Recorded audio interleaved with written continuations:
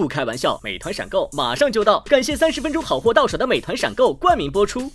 番茄是个宝，茄皇错不了，感谢约一颗阳光番茄在里面的茄皇联合赞助播出。让生活更开心，感谢国民白酒老村长特约赞助播出。96倍乳黄金续航母源自护理，感谢守护宝宝闪耀成长的 A2 紫药 HMO 婴幼儿奶粉赞助播出。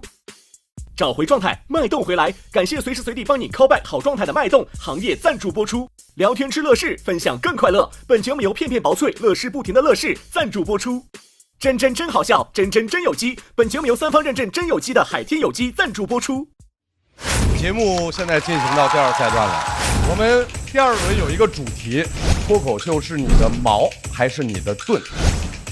坐在上排的是矛阵营，下排的是盾阵营。我没什么好说的，都在这个灯里了。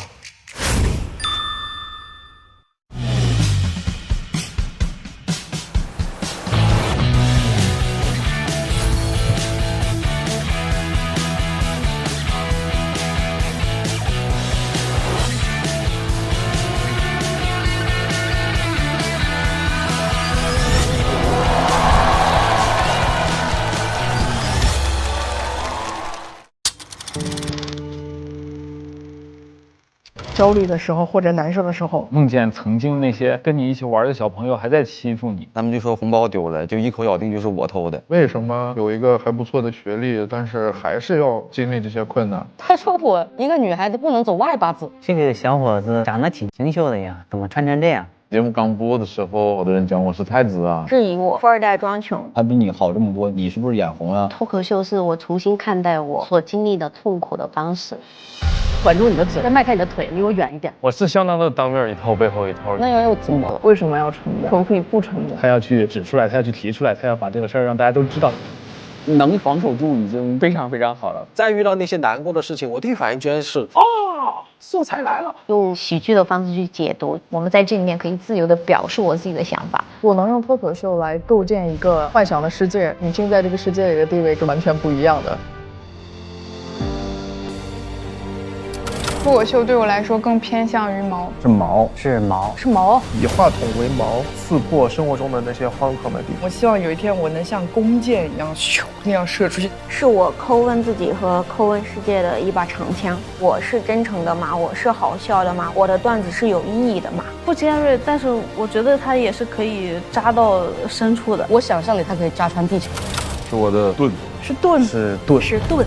我的目标壳子了，就是说壳安全。可以把我完完全全的盖住，幽默护体，保护自己。一个笑脸，一个盾，用微笑圆满的抵挡伤害。舞台上那束光就是这个盾的形状。享受舞台的时候，你就会忘掉很多东西。我的盾是观众一声又一声的笑声和掌声累成的。变形金刚变身一样，蹭蹭蹭蹭蹭蹭蹭，我拿着噌来抵御前面的所有的痛苦。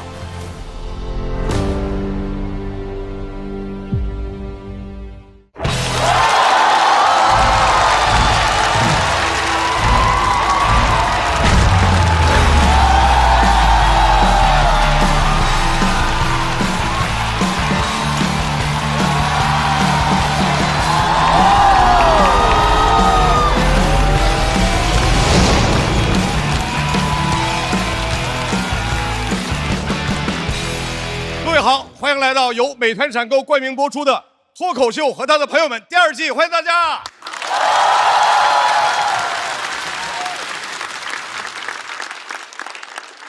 节目现在进行到第2赛段了，第1轮我们淘汰了17组选手，不过还剩下了42组选手要来继续陪伴大家。大家知道，第1轮连续录2天节目，每天都是录到凌晨3点。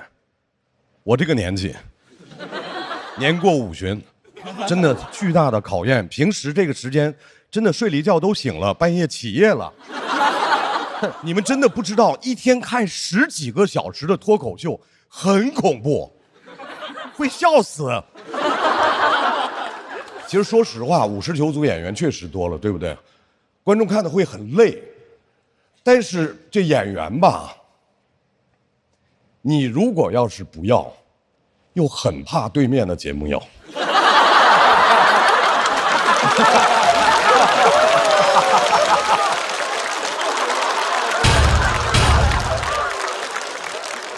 也是好事儿。但是自从有了这个2个节目以后，演员们啊都是香饽饽，两边都抢。我曾经想过，就是如果2边节目都来找我，我该去哪边？内心特别矛盾，因为2边都是好朋友，平时关系也非常好。经过我的反复思考，还好对面没有来找我，还是人家懂事，就不让我难做，对不对？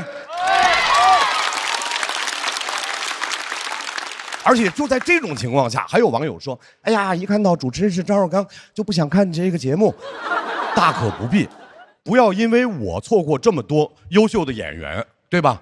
大家做一个设想，假设你请一个主持人很帅，那么我想请问，帅确实可以吸引人，但是太帅是不是太吸引注意力？甚至于演员表演的时候，你们会忍不住偷偷看那个主持人，到了最后，观众就不知道他到底是来看演员还是看主持人。但是当我在这儿的时候，你就知道看演员，对吧？为什么请我？就是要让所有的观众朋友们把他们的专注全部集中在表演的演员身上。我为你们牺牲了多少啊？有些人红了之后不领情，就我说这话的时候还在后面开小会，还在那儿哈哈乐。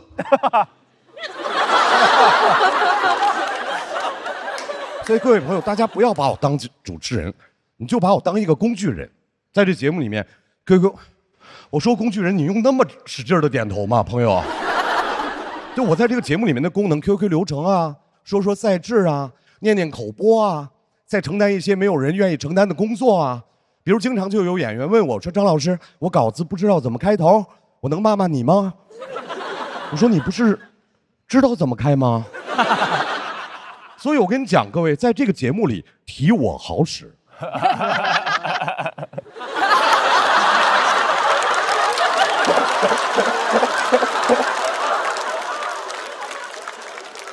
所以我跟你讲，我都不知道怎么开场的时候，说实话，各位，我也提自己，管用的。而且这个节目里面也有观众说不希望我在台上说那么多，你们以为我想说？但凡4位校友团的老师，他们愿意开场表演，我用在这儿叨叨半天还被人嫌弃吗？他们4个人在那儿岁月静好，刚刚站在这里负重前行。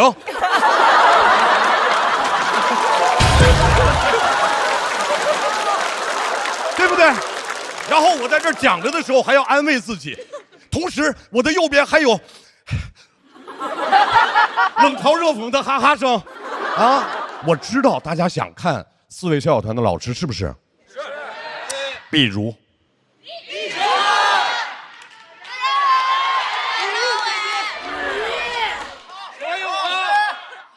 罗老师，各位，你们知不知道，我只是一个设问。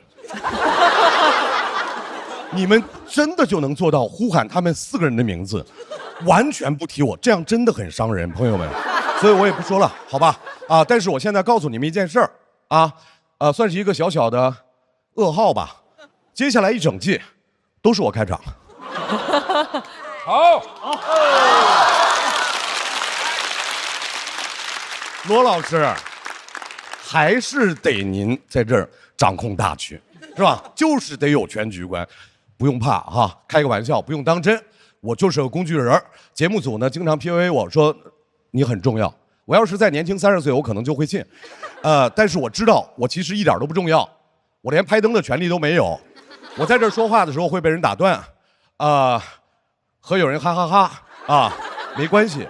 我说多少都没有人在乎我非常清楚。有一个人在乎我，他就是美团闪购。他在乎的不光是我，他在乎每一位用户的需求。打开美团点闪购，30分钟好货到手。谁在乎我，我就在乎谁。谢谢大家，我是工具人张绍刚。同时，让我们再次把热烈的掌声送给校团的大张伟、罗永浩、李宇春、鲁豫，欢迎各位。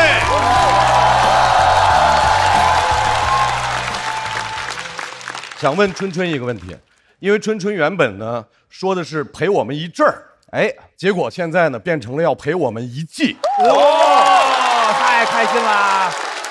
我觉得首先就是我上一次来录那个第一赛段，然后我自己觉得我精神世界得到极大的满足，然后我觉得吃得很丰盛。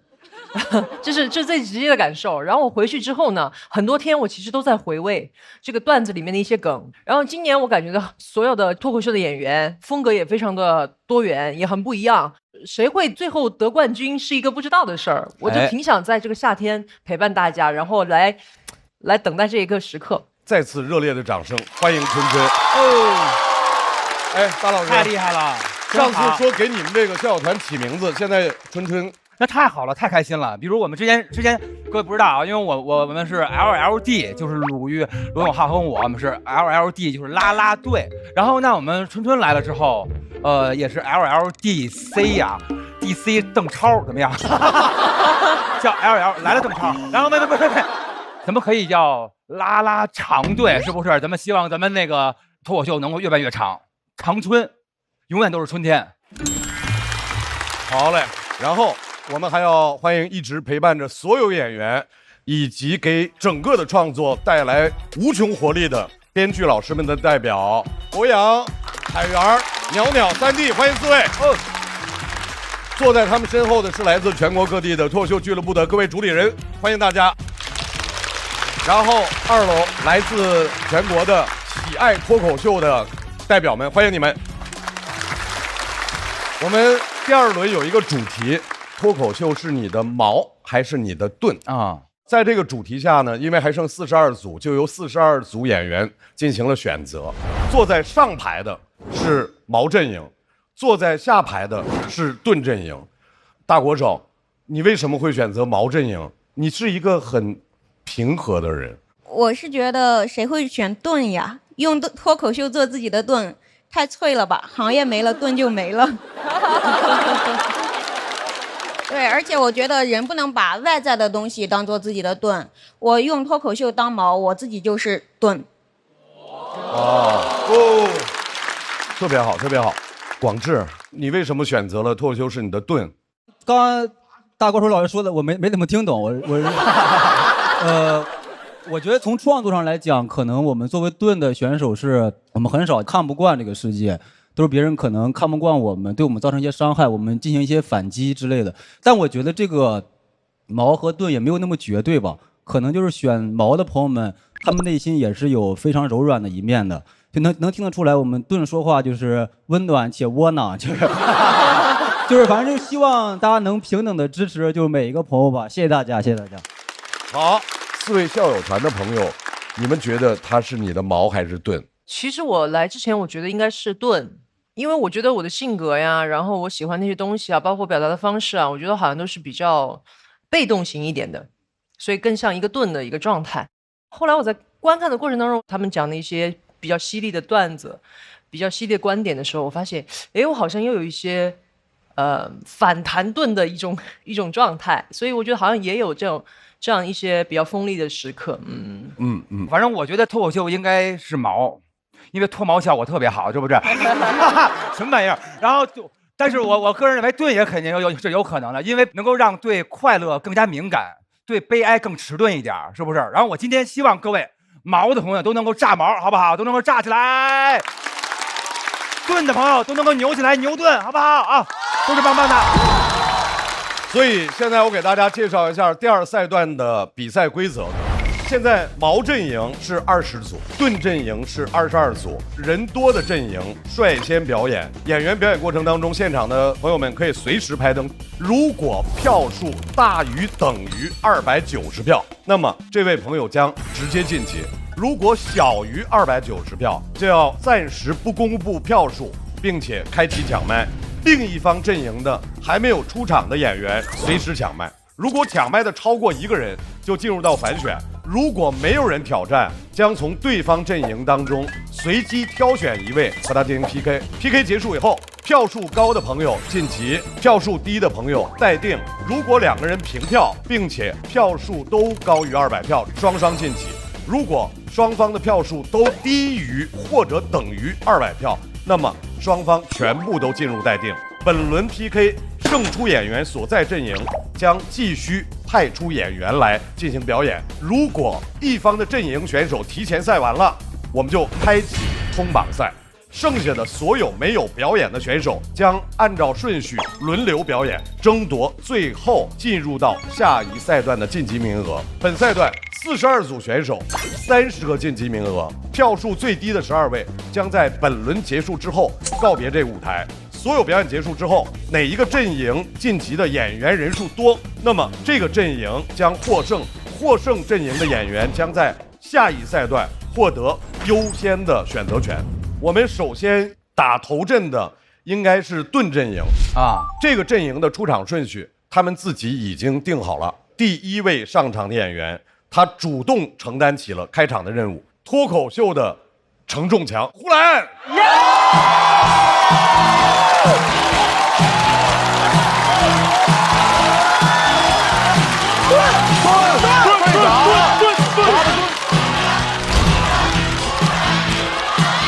第一个有点尬是吧？镇场了是吧？把场子镇住。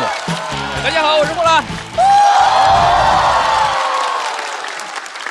最近啊，真的感觉自己有点老了。你们看见了吗？就那个披荆斩棘的哥哥的拟邀名单已经出现我的名字了。啊，这个就是脱口秀观众好的地方。你看那个名单里面，那个歌里面名单里面还有好多那种大咖，鹿晗啊啥之类的。而一放上去说不可能去嘛，人家粉丝观众都说不要溜我们家哥哥，不去不去。你跟脱口秀观众一讲，脱口秀观众特别开心，我们家哥哥升咖了，升咖了。啊，我今年36，我本命年。啊，你一说本命年，就跟那些幽默感特别差的人一讲，说哎呦，真看不出来你都60了。现在很多人都已经不讲本命年了，都讲本命。你知道本命吗？哎，就是最喜欢的那个娱乐圈最喜欢那个叫本命。经常问我说，我本命是王鹤棣，你本命是啥？我说我本命属蛇啊，应该是白素贞。最喜欢的这个叫本命，然后下面第2喜欢的、第3喜欢的叫2本命、3本命。我说中文我都听不懂了，3本命以前只有我妈会跟我说，你要不好好学习啊。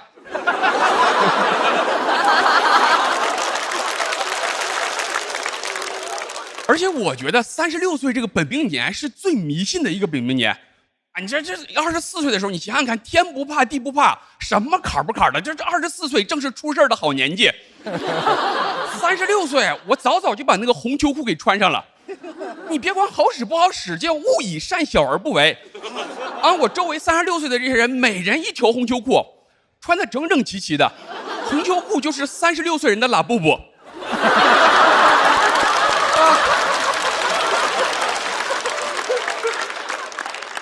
你一不小心露出来说这是什么东西啊？球裤裤的。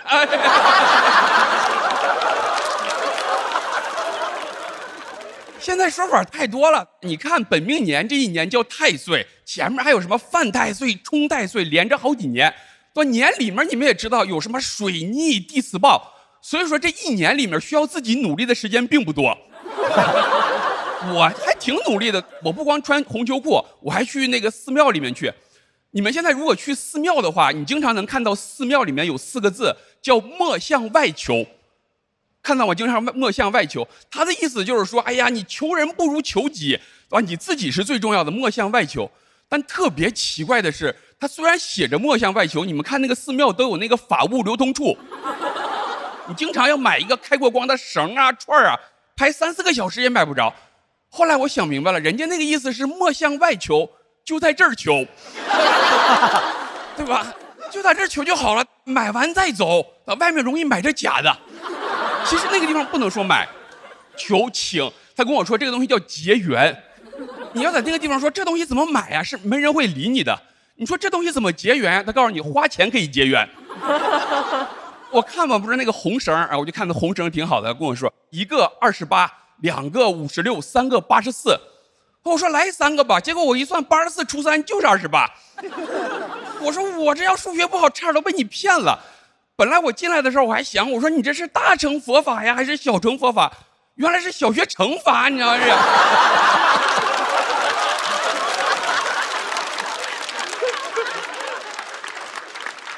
我也不会戴买回去之后在网上查，说这个东西是这样的，说年前啊你要戴左手，大年初一开始换右手。我看见这个说法的时候已经大年初三了，我说赶紧换吧，这知错能改。换到右手，过了2天又刷着一条，说这红绳啊戴上了就轻易不要再摘下来了。我说这我信你，不就是图你这个简单吗？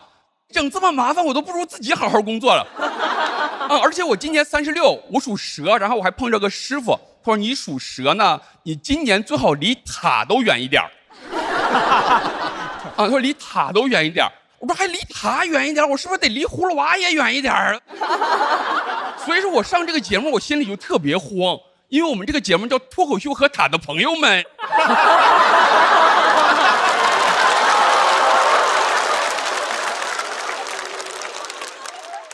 而且我觉得不是说本命年有坎儿，而是这些年正好都卡在那个坎儿上了。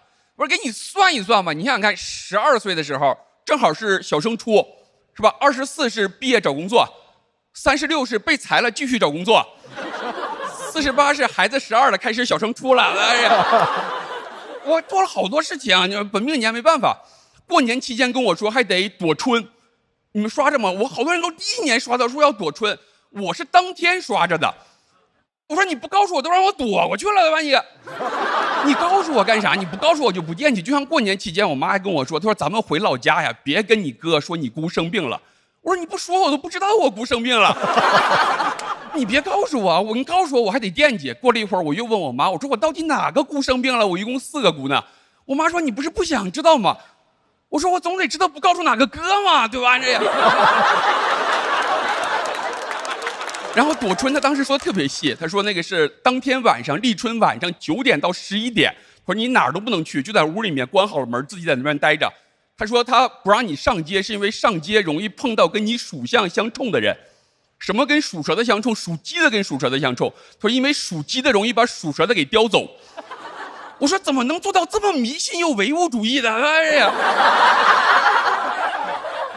他说这2小时不能玩手机，也不能碰电脑。我说这个也是老祖宗规定的嘛，而且你说就不能玩，你就只能看书，看了会儿书我又困了。他说也不能睡觉。哎呀，真的，我就当时在那边感慨，我说哎呀，我24岁的时候天天想改变世界，36岁的时候我在屋里面躲春。经常还有很多朋友说你看你呼兰讲这些，你本命年还没过呢，说你不怕下半年有坎儿吗？那你想想看，我要不讲这些，写不出稿，我现在就有坎儿。而且你说讲这些东西，说哎呀会不会冒犯到神明？我就觉得哎呀，神明怎么会这么小气呢？我不确定，但是我是这么安慰自己。你想想看吧，神明他把国际形势他不管，说哎，但这有个人讽刺我们是小学乘法，你们去看一看。有人说啊，伪科学，其实也不是。你想想看吧，你穿着红秋裤，玄学上其实是保命，科学上是保暖，对吧？心理上呢，我还是希望你们保密，对吧？哎呀。我觉得就是秋裤也要穿，稿也要写。我穿着秋裤努力写稿，我觉得就是我命由我也由天。谢谢大家，我回来。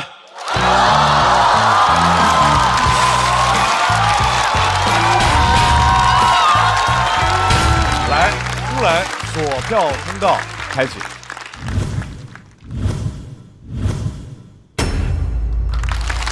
谢谢。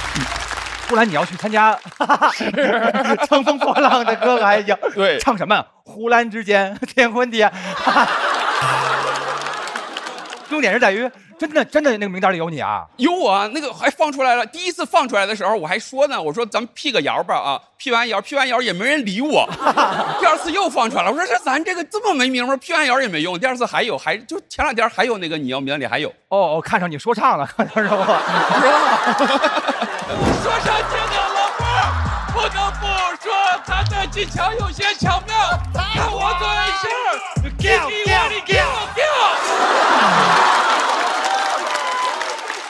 来，刘玉，我其实最后犹豫了一下，要不要拍灯，我看到了你的犹豫。对，因为我对呼兰的期望值的起评分是比较高的，就是我希望它达到我那个点，然后从那个点再往上翻，所以跟我的那个期望值有一些落差。理解。我感受跟鲁豫老师其实一模一样。呼兰在这个领域的成就不差这一灯，但他今天以他一贯的水准来讲，确实是稍稍有一点不够。所以我也一直在等，一直在等，最后没有等到。我想冒昧的问一下呼兰，你今天穿了吗？我今天没穿，今天有点热，然后也有点太刻意了。夏天穿秋裤啊，我这太没劲了。对。其实我想问的这个问题是，我想追问这个问题，这个东西要穿多久？穿到脏了要洗。不是，因为它脏了就要洗，你换个新的嘛。其实就是新成就行了，对吧？就是新成就行了。我其实之前一直带着红绳的，然后因为是冬天一直带着，结果巡演到一半的时候，到了夏天，你上场的时候带个红绳，观众很容易被分散注意力，然后就都摘了，然后就红球裤也没有，红绳也没有。但理论上来说，其实我们是在台上，这是最需要保佑的时候，然后我们都给摘了。其实我们公司89年36的朋友们可多了。Hello， 大家好，我是火锅，我是89年的蛇。大家好，我是孙熙，我也是89年的蛇。大家好，我是霍兰，我也是89年的蛇。大家好，我是谭湘文，我是01年的人，属蛇。看不出来，想叫他哥哥。他听了我第一次讲这个段子的时候，他在那个户外就直接掀开裤子给我展示了一下他的红球裤。的建议就是下次咱们不见外啊，咱们不见外，有外人在。没有外人。就之前有个红绳啊，然后后来就因为演出分散观众注意力，然后就把那个给摘了。我带着红绳，上面有个金色的小蛇，你看学校有人送的。哇哟，现在会更焦虑了。就是我意识到说，我36的时候就还难过了好一阵儿吧。而且你一辈子能过多少个本命年呢？就会，哎呀，怎么我也不是散播焦虑了。等一下，我才24啊！我怎么感觉跟被你说走了？这36这么吓人的吗？我要哭了！今天这个采访主要就是我们3个来吓唬你，这个是主要目的。会不会有人倒这吧？放金矿倒这会。好，在所有的灯都拍完了之后，让我们来看一下。呼兰得到的票数是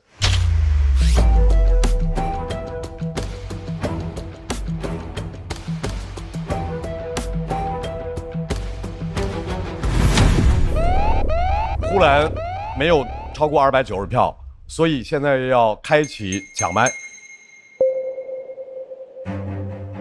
好刺激，这个太刺激了。现在我们可以站了，站吧。我可不站，好想站，又没有这种勇气。哇，谁要站呼兰啊？哇，我觉得我们组没人敢站。站不站？小齐喝水，小齐喝水。好，毛组的20组演员，请抢麦。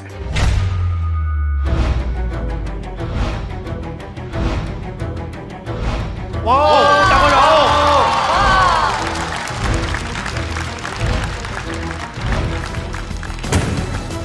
大锅手 Seven， 来说一下你的理由先。我其实那个上节目之前就在线下演出的时候，我就一直特别喜欢呼兰，我也幻想过能不能跟呼兰老师这个比一下，希望有这个机会把握住。好，大锅手。我觉得节目嘛，就是抢的打，抢的还挺好看。然后上一轮我比赛文强。大锅手这么好胜啊，才知道，确实是毛组的。所以呼兰在 Seven 和大锅手之间，你的选择是？我选大锅手吧，因为我本来想的就是谁先站起来就选谁，反正就都按这个原则来，那我们就选大锅手吧。啊，好的，Seven 休息一下，让我们热烈欢迎来自毛组的第一位优秀的脱口秀演员，慢慢讲述，细细思考，掌声欢迎大锅手。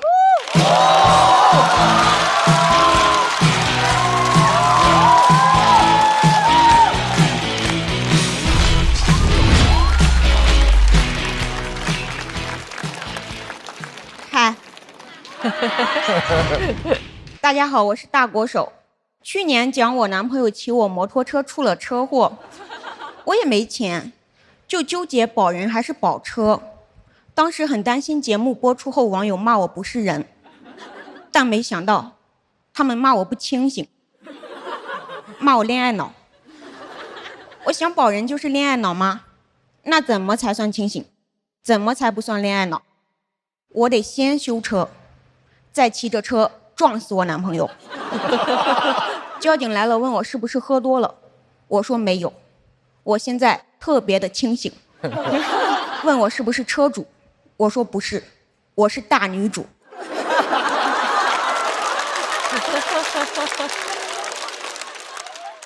说实话，本来谈了2年，感情都淡了，网友这么一骂，我就有点叛逆了，就爱，死了都要爱，不爱了也硬爱，强制爱，我超爱的。听得出来被骂还是有点不服气，到底要怎么办？我就点进一个网友的主页，有点惊讶，他说他想读厌女，我心想你还用读吗？你早就学会了。不过我以前确实是恋爱脑，准确说是暗恋脑。大学的时候，我在微信群认识了一个网友，当时因为一些事情争执起来了，我就说他真不知道你妈怎么生的你。他说不足为外人道也。我当时觉得好聪明，好幽默，跟我简直棋逢对手，旗鼓相当，明天就结婚吧。我就加了他的微信，时不时聊几句，也不敢表白，因为我还暗恋别人。年少的我认为暗恋就像买彩票，有能力的话能买几张买几张，但我也不敢真去兑换，一是怕全部失败，二是怕全部成功。我从小到大就只敢暗恋，因为我接受的教育就是女孩子不能主动，要矜持。小学老师讲过一个故事，说有个女作家问冰心怎么获得爱情，冰心说不要找，要等。女作家等到50岁，我长大一查，冰心29就结婚了。都说从前车马慢，爱情也慢，她结婚倒是挺快。春宵苦短，我不想等，我要掌握主动权。谁成想，我刚掌权就被骂了。被骂之后，我也反思了一下自己的情感状况。我跟我男朋友是在一个文化空间认识的，文化空间也就是流浪汉收容所。他是一个西安人，是个乐手。刚在一起的时候，有一个喜欢他的女粉丝给他发微信，问他喜欢的人有女朋友了怎么办？我第一反应很生气，但转念一想，这个女生她也有追求爱情的权利。我一个新时代女性，我不能有那种大老婆打小三儿的心态。我就打我男朋友，就根据这个姿势可以推断出他长得不高，很有安全感。我一边打一边说他，他说不过我，就在那儿弹琴发泄情绪，弹杀死那个石家庄人。我就是石家庄人。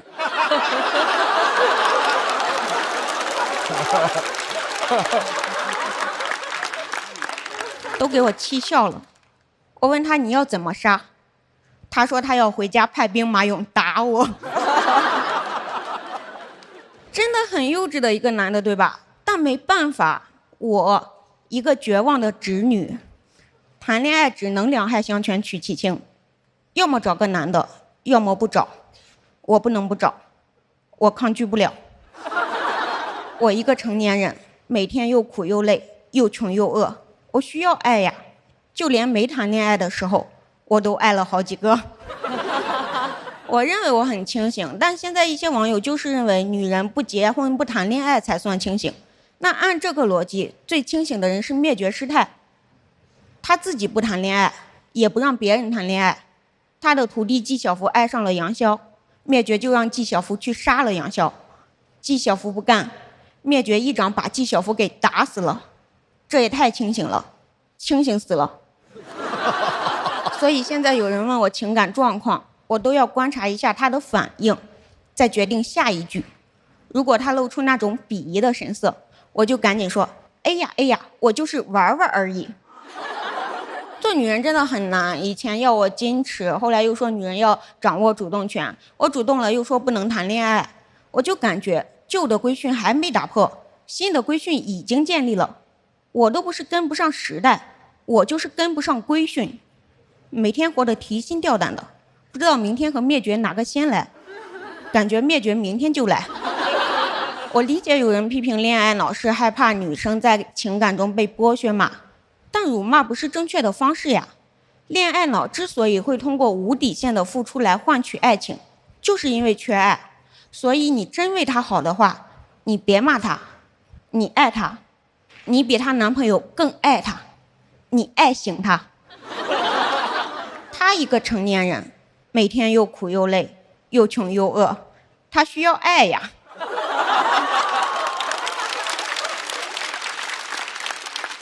当然你也可以不爱，但请别伤害。我真的受不了那些规训了，我现在就想骑着摩托车撞翻他们。交警来了，问我是不是喝多了，我说没有，我现在特别的清醒。问我是不是疯了，我说不是，姐们儿才是正常人。就到这儿，谢谢大家。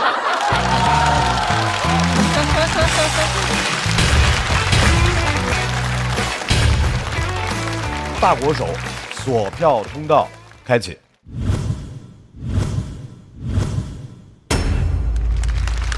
大国手为什么这次想到写这篇稿子？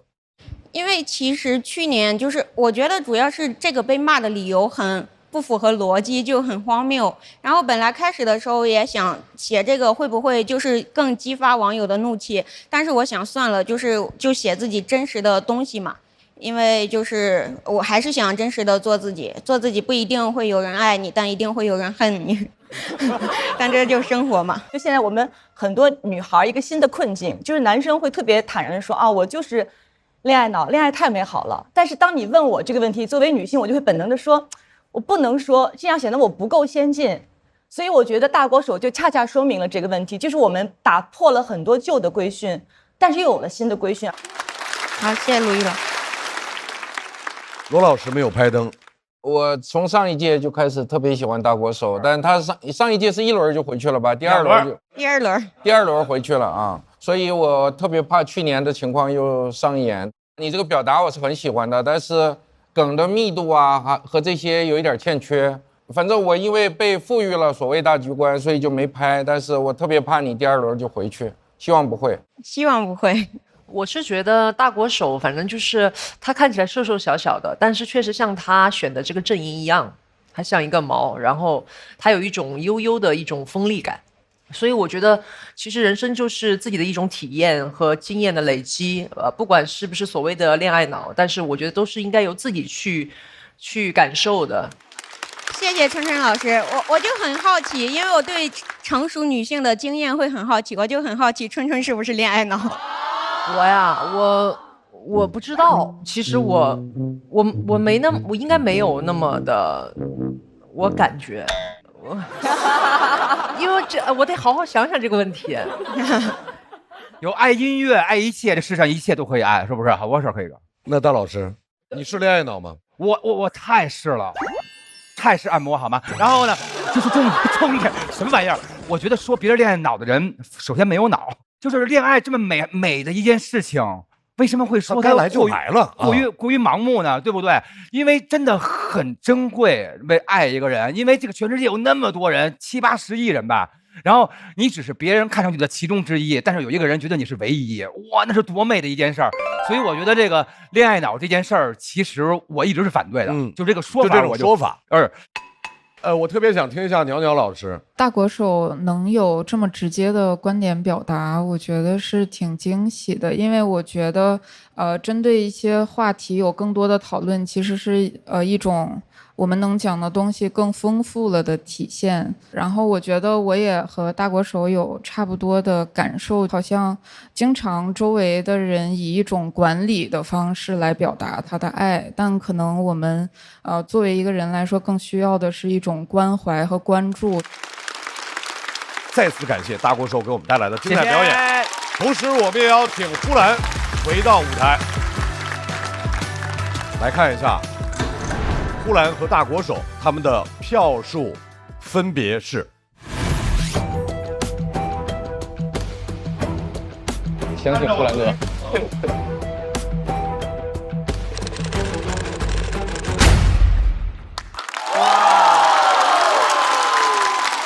恭喜呼兰进入到晋级区，大国手还要回来继续等待。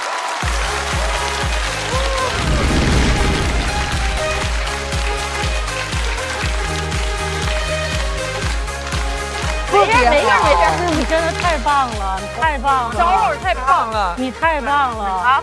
其实现在就是很多人的心理情况，就是感觉网上很多人都说你谈恋爱你就不独立了，你怎么样？包括他说了一直在说我清醒，我觉得这就是非常棒。我就是清醒，我知道我在干什么。我觉得大国手敢讲这一步，其实他的出发点也是好的。我觉得他是在给女性解绑。我觉得这2年的一些女性主义，或者说这种独立女性的这种枷锁，让大家已经我觉得有点扭曲了。结婚都是背叛女性主义，你生孩子你直接你就是掉入罪恶的深渊。我觉得真正的女性主义是允许任何女性幸福自由的过，选择她自己的人生。你会后悔站呼兰这个事吗？不后悔，不后悔。中间赛段休息，然后呼兰看见我也很开心，我看到他也很开心，然后大家就抱了一下，就很开心。我就觉得跟喜欢的人玩，跟好的人较量，对，开心的，对。因为我比他高很多，所以说我俩勾肩搭背，就特别像那个漫画的那个人物的那种绿巨人。为什么选我？为什么？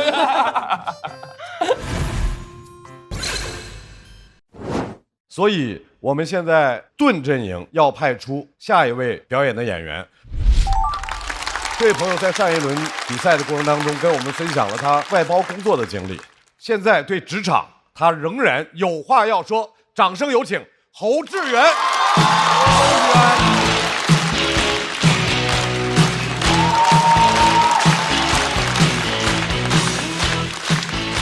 哎 ，Hello， 朋友们，大家好，你们好啊！我叫侯志远，我平时还在上班，今天是请假过来的。我真的很希望能够保住我现在这份工作，因为我不想再面试了。我就感觉现在企业面试的花样越来越多。我之前找工作参加过很多的面试啊，然后所有面试形式当中，我最讨厌的一种叫群面。这个名儿就很奇怪，我第一次听还以为要在微信群里面。我说群里怎么面呢？是抢红包吗？群面还有一个名叫无领导小组讨论，这个名就更怪。无领导，哪个小组讨论？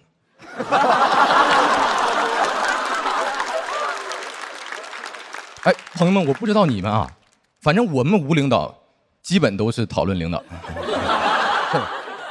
群面会给一个题目让大家小组讨论嘛？我参加那场群面是10个人一组，10进1，不如抢红包。这个淘汰率特别容易激发出人性的那种阴暗面。我特意查了那个群面的考察重点，首先是团队合作，你不能轻易的反驳别人。所以听到有一些人为了表现自己在那胡言乱语的时候，我心里想的是你在狗叫什么？但这个话到了嘴边就变成了我认同他的观点，并且有所补充。这个技巧叫 yes and， 翻译过来是当面一套背后一套。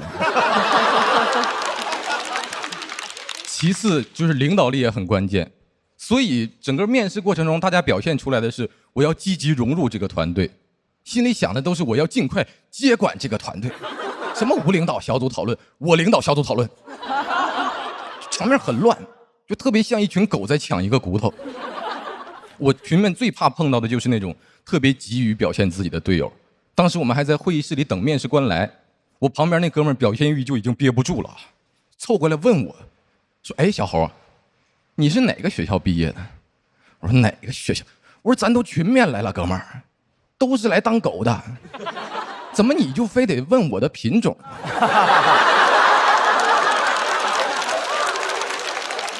我就没愿意搭理他，没想到周围的人纷纷开始自报家门了。啊，我是交大的，我是北航，我北理工，谁问你们了？但我一听坏了，朋友们，都是品种狗。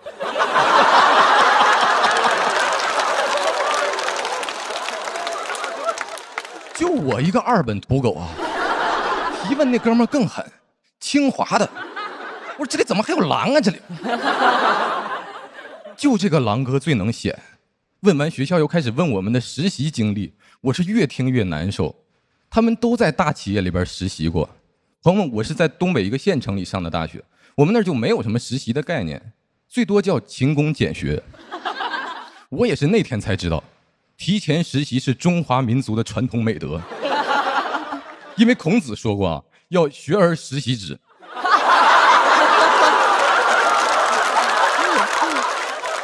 那个意思就是学完你得实习呀。我就没听孔子，学校也不太好，所以一直就没说话，这样就没有人知道我是土狗了，他们都以为我是酷狗。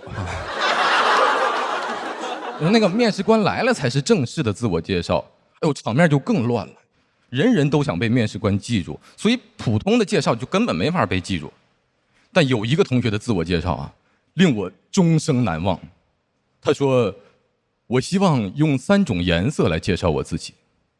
我有红色一样的热情，黄色一样的创意，而我的底色是象征同理心的绿色。”我听他介绍完，赶紧组里10个人就剩9个了，因为他在装灯。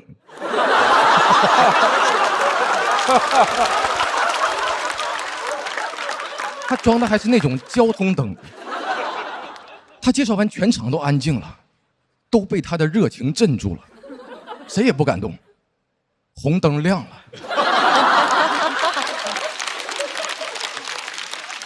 我那场群面的题目很大胆，问：假如你是唐僧，西天取经要从6个徒弟中带走3个，你会带谁？这6个人分别是吕布、李逵、林黛玉、郑和、牛顿和瓦特。问你会带哪3个？为什么？我说我也想问呢，为什么呀？我原来的团队呢？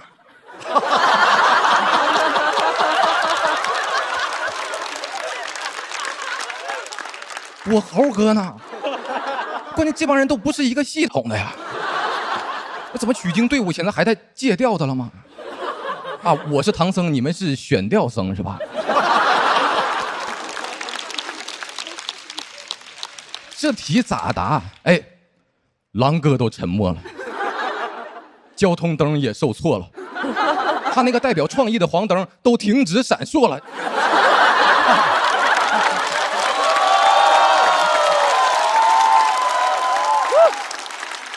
哎，怎么选呢？我要是选吕布、李逵、林黛玉，4大名著出了个合订本。关键吕布喜欢背刺主公，李逵只对宋江效忠，就林黛玉一个靠谱的，还老请病假。没人能送我取经，但是都能送我上西天。那我选那个郑和、牛顿和瓦特，感觉唐长老不想上西天了，想下西洋了。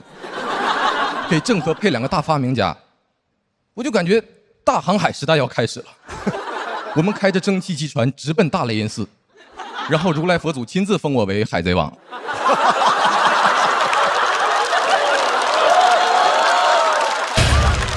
神经病！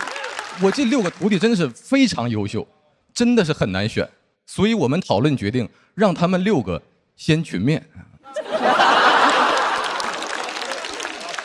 我们会选3个表现好的带走，另外3个呢当外包，在节约公司人力成本的前提下，帮公司争取最大利益。面试官很满意，说我们每个人的表现都超出了他的预期，然后让学历最高的狼哥通过了面试。那你在面什么？他除了自我介绍都没说话。哎呦，那一刻我才读懂群面的题目：西天取经可以从6个徒弟中带走3个。问，谁是清华毕业的？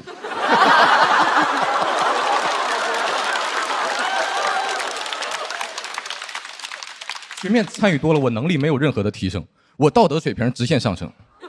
我现在坚决反对动物表演，我跟他们共情了，你知道吗？动物保护组织有一个标语我特别喜欢，说小熊不想骑车，小狗不想钻圈，我想加一句，我说小猴也不想群面了。我就讲到这儿，谢谢大家。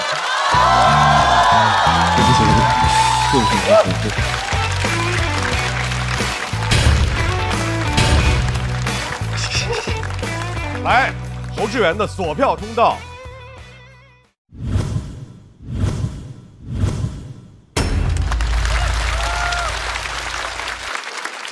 小侯，你的面试经验是很丰富吗？面试经验很丰富，但是通过的经验不是很丰富。面试里面有比这个群面更荒谬的吗？啊，我之前有过一次面试是就是对面的面试官很年轻，他就只比我大2岁，然后进去以后他就一直在羞辱我，就说哎，我只比你大2岁，但是我坐在这儿，你坐在那儿，说明年轻人还是要努力。哇，你跟他说，但是你比我2啊。那你会怎么回答呢？这种荒谬的问题，我会是我说我要继续努力嘛，就是因为我是盾那边的，就不太擅长攻击。但这个真的不好说。比如说，我不知道你那个大2岁跟你恶心的那个人面试你是什么岗位？产品岗啊，那肯定很荒唐。如果是客服岗之类的呢，他有可能就想看看你是不是容易被激怒，压力面试。对，所以有的时候不好说。但整体上，我见过很多大企业出来的 HR 喜欢这样。哎，那我就要问了，您刚才迟迟不拍灯，对，也是一种面试方法？不是，我没那么阴，我没有暗示您什么，我只是一直犹豫是我觉得这个作品呢完整度还是稍稍有一点欠缺，但中间有几个很精巧的梗是很有趣的。对，所以如果我们该3灯了，我就不拍了。我看了一眼是2灯，所以我犹豫了一下就拍了。犹豫就是这个，不是要 PUA 他。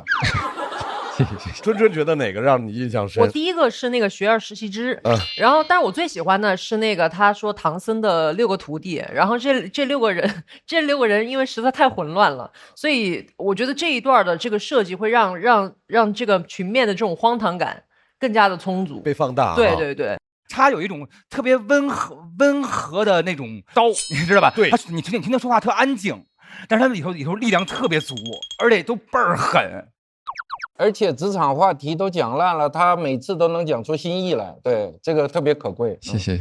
来，卢玉，我没拍灯，其实我觉得你讲得好，而且我觉得梗是密的，但是我到最后我有一个情绪没有能够消解，为什么？就是因为这个群面特别荒谬，是出题的人荒谬，但是你给到的荒谬的个体的案例是你们参加群面的人。对。但是后来我明白为什么你要这么讲，是因为你要说都是狗，还要分什么品种吗？因为你要最后落到你的收尾，我不要做动物，但你要解决我作为听众，我的情绪怎么被消解。明白。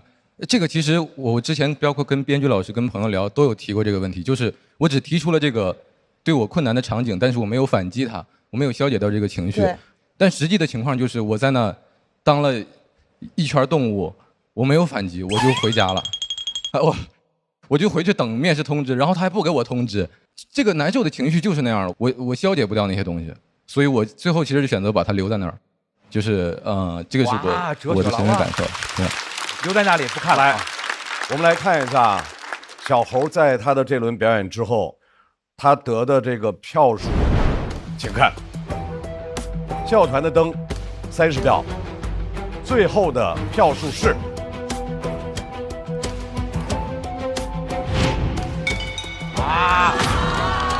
因为没有达到290票，所以现在毛组要开始抢麦了。倒计时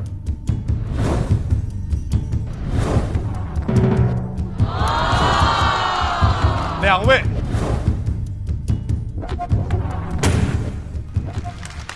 小猴，你的选择是？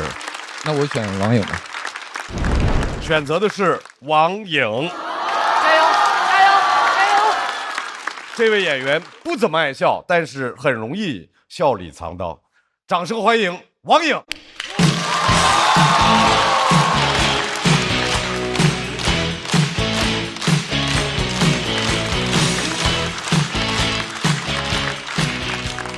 大家好，我叫王颖，我是一个恋爱脑。我和我男朋友在一起4年多了，这4年来我从来没有乱发脾气过。真的很难，我一直是有理有据的发脾气。我生气的主要原因是因为我对象他说话不太好听。我俩刚在一起1个月，有一次他突然盯着我看了一会儿，说：“我发现你有点秃，你发际线有点高。”我有点生气，我拉着他的手说：“我发现你生命线有点短。”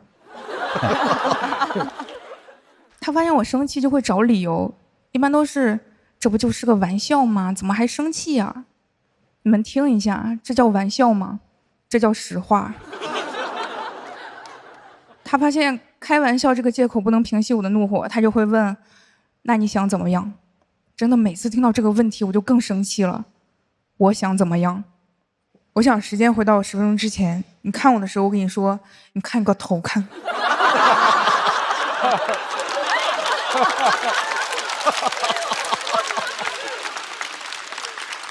我还想时间回到4年之前，你告白的时候，我跟你说，你给我滚蛋。但你要说能实现的，我希望你现在能够跪下来给我磕3个响头。他还特别怕麻烦，我俩现在已经一起住了。有一次他回家的时候，我让他拐到一个地方给我带个东西回来，结果他空着手回来了。见到我第一句话就是：“哎呀，我忘了。”我说：“你是不是嫌麻烦故意忘的？”他说：“对。”他不是那种羞愧的对，他是那种惊喜的对。你怎么知道？就是他不觉得我戳穿了他，他觉得我懂他。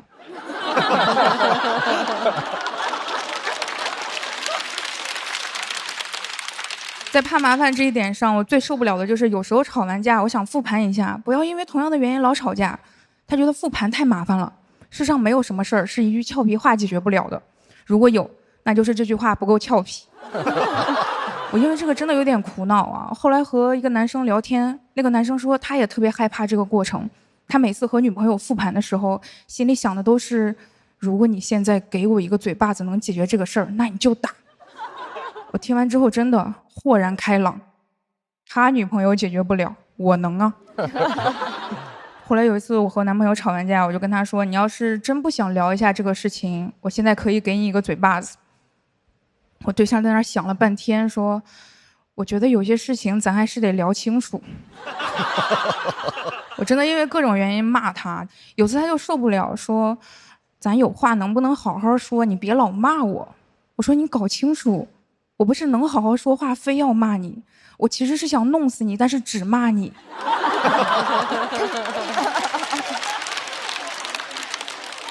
我现在再也不相信网上那种鸡汤了，什么生气不能解决问题，只会制造问题。你要想好你的目的是什么。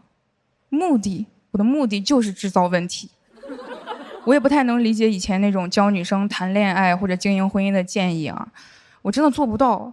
比如说男朋友在外面让你不开心了，你不要生气，你拉一拉他的袖子，轻声提醒他一下。我能做到的轻声提醒只有一句话，是不是给你脸了？还有流传最广的一个建议叫，想要抓住男人的心，得先抓住他的胃。这句话到底有什么道理？他都不押韵。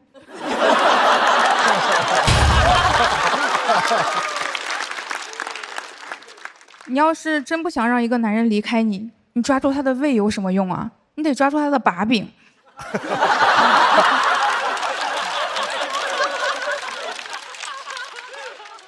还有最鸡贼的一个建议叫，聪明的女人在婚姻里要学会示弱，聪明的女人怎么会在婚姻里？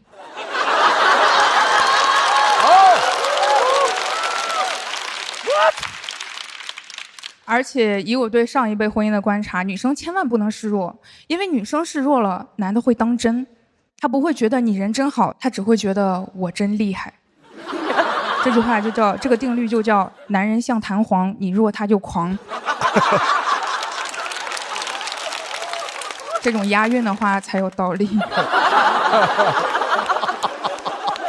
而且我发现很少有教男生谈恋爱的，因为男生不想知道怎么经营一段关系，他们只想知道怎么追女生。以前人们总说成家立业，你成家就完了，但是对女生来说，你成家可能就完了，你就陷进去了。即使成家对男生来说很重要啊，但是我看网上一些相亲贴还是很离谱，很多男生甚至会写上爱干净。爱干净到底有什么好写的？这里又不是印度。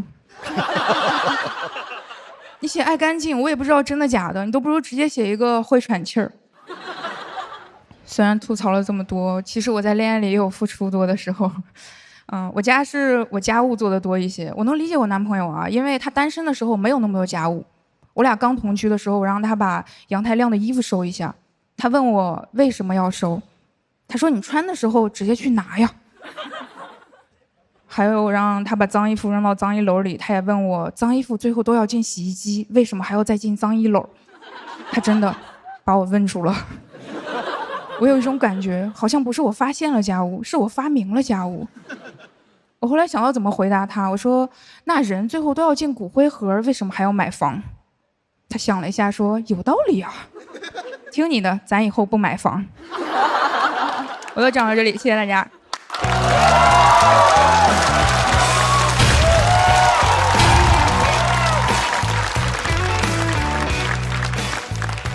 王颖，锁票通道开启。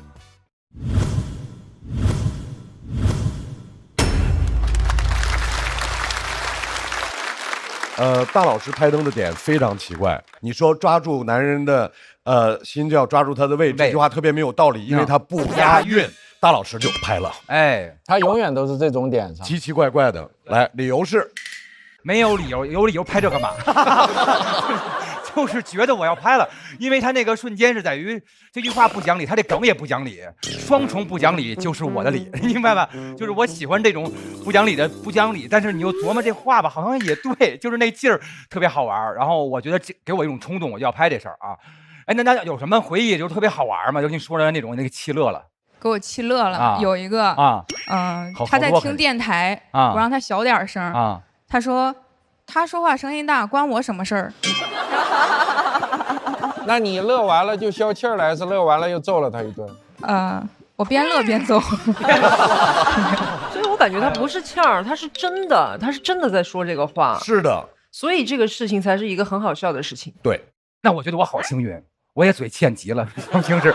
我特别喜欢王颖的风格，他是平静的那种阴阳怪气。是的，但是你听着听着就发现他那阴阳怪气其实都是讲道理的，非常有道理。谢谢。我非常喜欢王颖这一篇，他用我们时下的人能够欣赏这种审美，就是这种刚才像罗老师讲那种，就他好话其实是好像很阴阳怪气在说，但是他刚刚所有那一切全部都表达，但是一种我们能够接受的方式，而且我觉得展现了一种特别新的女性可以有的样态，我反正很喜欢，我自己做不到，但我很喜欢这种样子，所以我拍灯了。谢谢。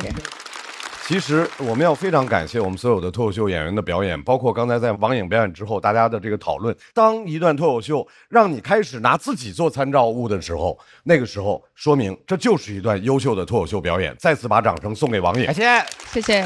同时，我们也要请小猴回到场上。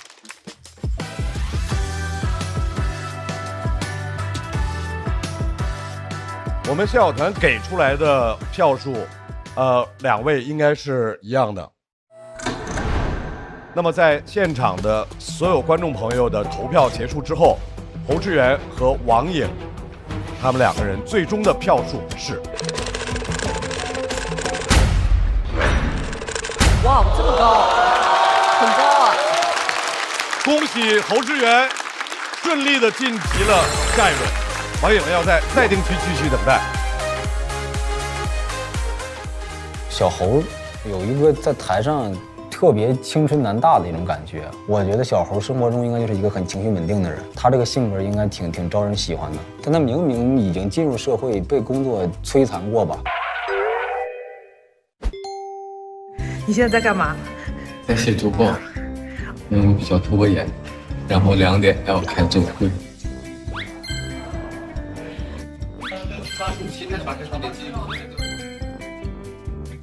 好难受啊！好难受啊！你现在开发科技技术？不行，我上你班。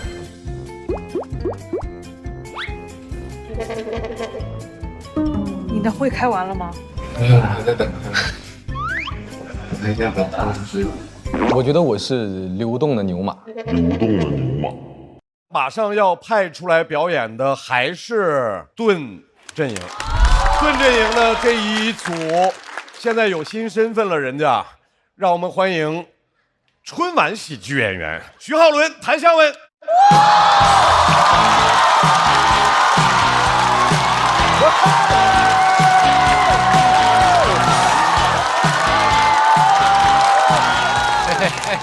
谢谢大家。Hello， 大家好，我是徐浩伦。Hello， 大家好，我是谭湘文啊。身为一个年轻人，总觉得自己身体很好，不是蛮好。但一体检全是小毛病嘛，有问题了。最近这个有那个健康小课堂哦，我有一个体验课，过去模拟一下吧。哦，想去体验一次。哎呀，上课来了，该鸡蛋。过来上体验课的。哎，对对对，留个名字给我。谭香文，谭香文，好，自己找个地方坐一下。哎，好，哎，不好意思，过一下。既然是上课啊，上课之前照常点个名。谭香文到，人齐了，一个人点什么名了在这里啊？我以为人蛮多的在这里。既然是上课啊，我是你们的老师，做个简单的自我介绍，方便大伙的沟通交流。可以叫我徐浩伦，徐老师。好，我差不多长这个样子。你把自己画出来干什么了，大哥呀？你人都站在这里了，写名字会死啊！既然是第一次过来上我的课，跟你说清楚，我这个人这辈子只为了健康2个字而活。可以看到墙上有一些关于我的健康的荣誉勋章。有什么嘞？10大营养师之一，我的健康师资格证、营养师资格证，还有我的结婚证。结婚证能证明什么东西了，大哥？能证明我有一段健康的婚姻关系呢。这句话你跟陈露说，不要跟我讲，晓得吧？上体验课，有没有购买我的真实课程呢？我先体验一下，怎么上来你就要买嘞？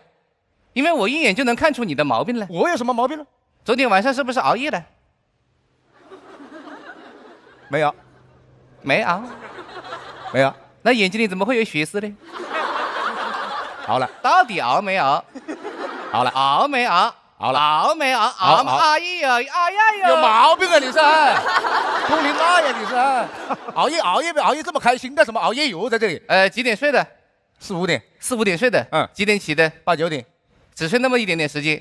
那白天困了怎么办呢？中午找个地方补睡一下。你看，这怎么能行呢？晚上不睡，中午有时间补睡一下，没时间就不睡了啊！我跟你说，要想健康，就坚决杜绝这种偷睡漏睡的行为。这叫偷睡漏睡呀，这叫啊！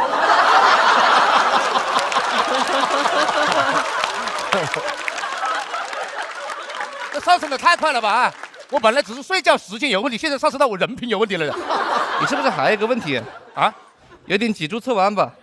我这都看得出来，你怎么看出来的呢？我跟你说，人的很多小病小痛可以通过这个面部反映出来。我看面相看出来的。相由心生。我们这个相声什么相声了，大哥呀？我们这慢才，晓得吧？你别管是什么艺术形式，没跟你聊艺术形式。我不是说我能看出你的脊柱是歪的啊，我是能看出你的体态有问题。你看你有脖子前倾的症状。对，一般有这种症状的人都会有一些这个脊柱侧弯。晓得不？过来给你稍微放松一下，我调一下。你看这个位置叫会武穴。会武穴。对。太阳穴太阳穴，死穴，死穴就不要这么用力了，好不好？按死了怎么办呢？在这里啊，我给你稍微正个骨，放松一下。来了，哎，这不痛吧？痛倒是不会痛，就是有些声音，好吧？准备好没有？来，这是什么声音了？在这里啊，我身上还蛮有节奏感的，在这里啊，那就说明你身上还是有些音乐细胞不？什么音乐细胞了？那个，你这里有稍微正规一点的疗法吗？我摸了一下，你问题还是蛮多的啊。你看你这个斜方肌这一块了，比较紧僵硬。放松一下，我这里有个电疗仪，主要是给你缓解你的疲劳，放松你的肌肉。来，这手拿这根，这手拿这根，这是什么东西？这是零线火线开闸。等一下，你先别开闸啊！你这个是电疗还是电刑了？这是？你电完就知道行不行了？那肯定不行噻，大哥呀！谁电疗拿零线火线做了，大哥？这是调理的一部分啊，这是外调，还有内调内服了，就是吃你看为什么我能这么健康？为什么？为什么精神焕发？因为我这个人吃得好。你看，水果只吃新疆的，蔬菜只吃云南的，牛排只吃进口的，香烟只抽40块钱以上的。你过得蛮好的，你还在这里啊？你生活品质蛮高，哪里营养了？抽烟还在这里？为什么我能当你的老师？为什么呢？我跟你说清楚啊，别的老师是告诉你吃什么，我告诉你不能吃什么。好。狗为什么不能吃巧克力？关我屁事啊！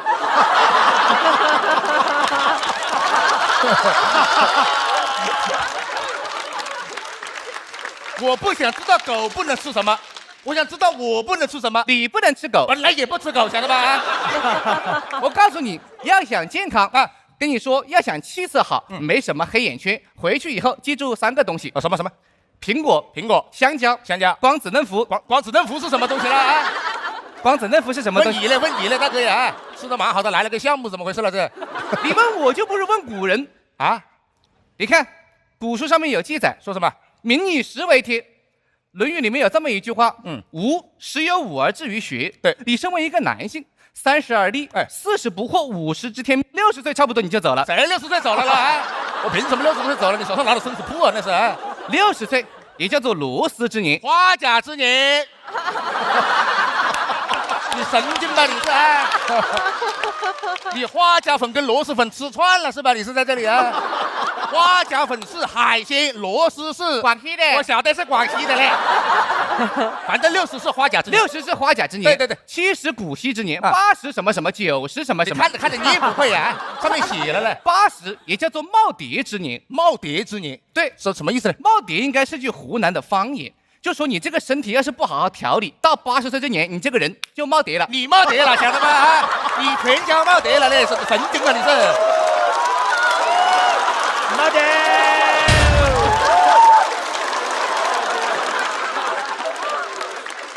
哪有你这么讲话的？还哪本书上面写了啊？《论语》了，哪个《论语》了？徐浩《论语录》了。你自己记得算什么了啊？好，我知道，你不要太激动。你现在肯定觉得我是一个骗子，我觉得你是一个疯子，晓得吧？你是没有经过我的从业经历的。你有什么从业经历？你看墙上不光有我的荣誉，还有一个照片。你看见苏炳添没有？苏炳添为什么挂苏炳添啊？因为我之前是他的私人健康营养师。哦，1对1带他的。而且我跟你说清楚，苏炳添不叫苏炳添哦，他叫什么呢？他叫苏炳。怎么就叫苏炳添了呢？因为他的营养是我给他贴上去的。有毛病吧你是啊？姚明知道不？姚明，你能帮上姚明什么了？他之前只有1米。你放你的屁嘞，在这里啊！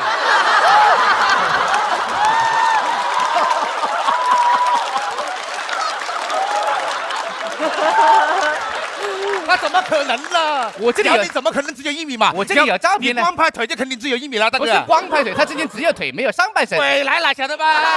他的上半身是你挑出来的呀。他亲口跟我说的。他怎么有嘴巴？怎么跟你亲口讲了的？好了，你不要着急，没有你这么搞。现在口说无凭，说什么你都不会信我。你现在已经破产了，你是这样，我完全不相信我。我可以请个之前调理过的患者，你们2个交流一下，你就知道我有多厉害了。破产了，你不要这样，请那些。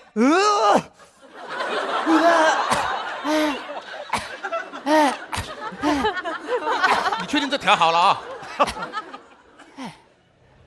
厉害厉害。好，小伙子你好。哎，好。大家好。4位评委老师好。他蛮有礼貌，你看。我呢是来自湖南湘西的一个老奶奶。哦，奶奶好，奶奶好。你们可以叫我于告弼。哦，于告弼。对，你是把徐浩伦所有的偏旁全去掉了是吧？谢谢大家。可能看着有点显老啊。很多人问我今年多大年纪了？多大了？奶奶，我今年已经88了，64了。完全不对，晓得吧？这88、64了。哦，奶奶的还是个乘法嘞啊！我特别感谢徐老师感谢来这里只有一个目的。什么目的呢？因为在认识徐老师之前，我有很多的坏习惯。有一些不良的嗜好。对。奶奶平时喜欢抽烟。不抽烟。不抽烟。平时喜欢喝酒。不喝酒。那奶奶平时喜欢干什么呢？喜欢在别墅里面唱 K。别墅里面唱 K。还水池里面云龙鱼嘞，晓得吧？你蛮新潮在这里啊！我是来这里就一个目的，什么？就是把我的真实经历分享给大家，倾诉给大家。因为是在去年的6月份，我去医院体检，我体检了，那个医生说可能要抓点紧。要不再不抓点紧，可能熬不过明年。这蛮严重的噻。跟经过这个徐老师1年的调理，所以今天是我去世的1周年。你神经了嘞！这个人已经被调得胡言乱语了，这是胡想。天下那点点点点点点点点点点，天下那点点点点。奶奶，等一下我好不好？奶奶，你不要这么搞好吧？奶奶，你不要电话铃声唱什么唱了在这里啊？我在这里上课，我晚点跟你讲啊。干嘛嘛？我来这里就一句话，总而言之，言而总之就是想跟你们年轻人说，不能既要又要。你看你们又想要一个健康的身体，对，又不愿意摒弃那些不健康的生活习惯。我晓得我跟你说这么多，很多年轻人都听不进去。你们年轻人不都喜欢那个什么有一个京剧吗？京剧奶奶也带了一个京剧。好，驸马爷金钱看短线。哪个京剧了这个呀？谢谢大家。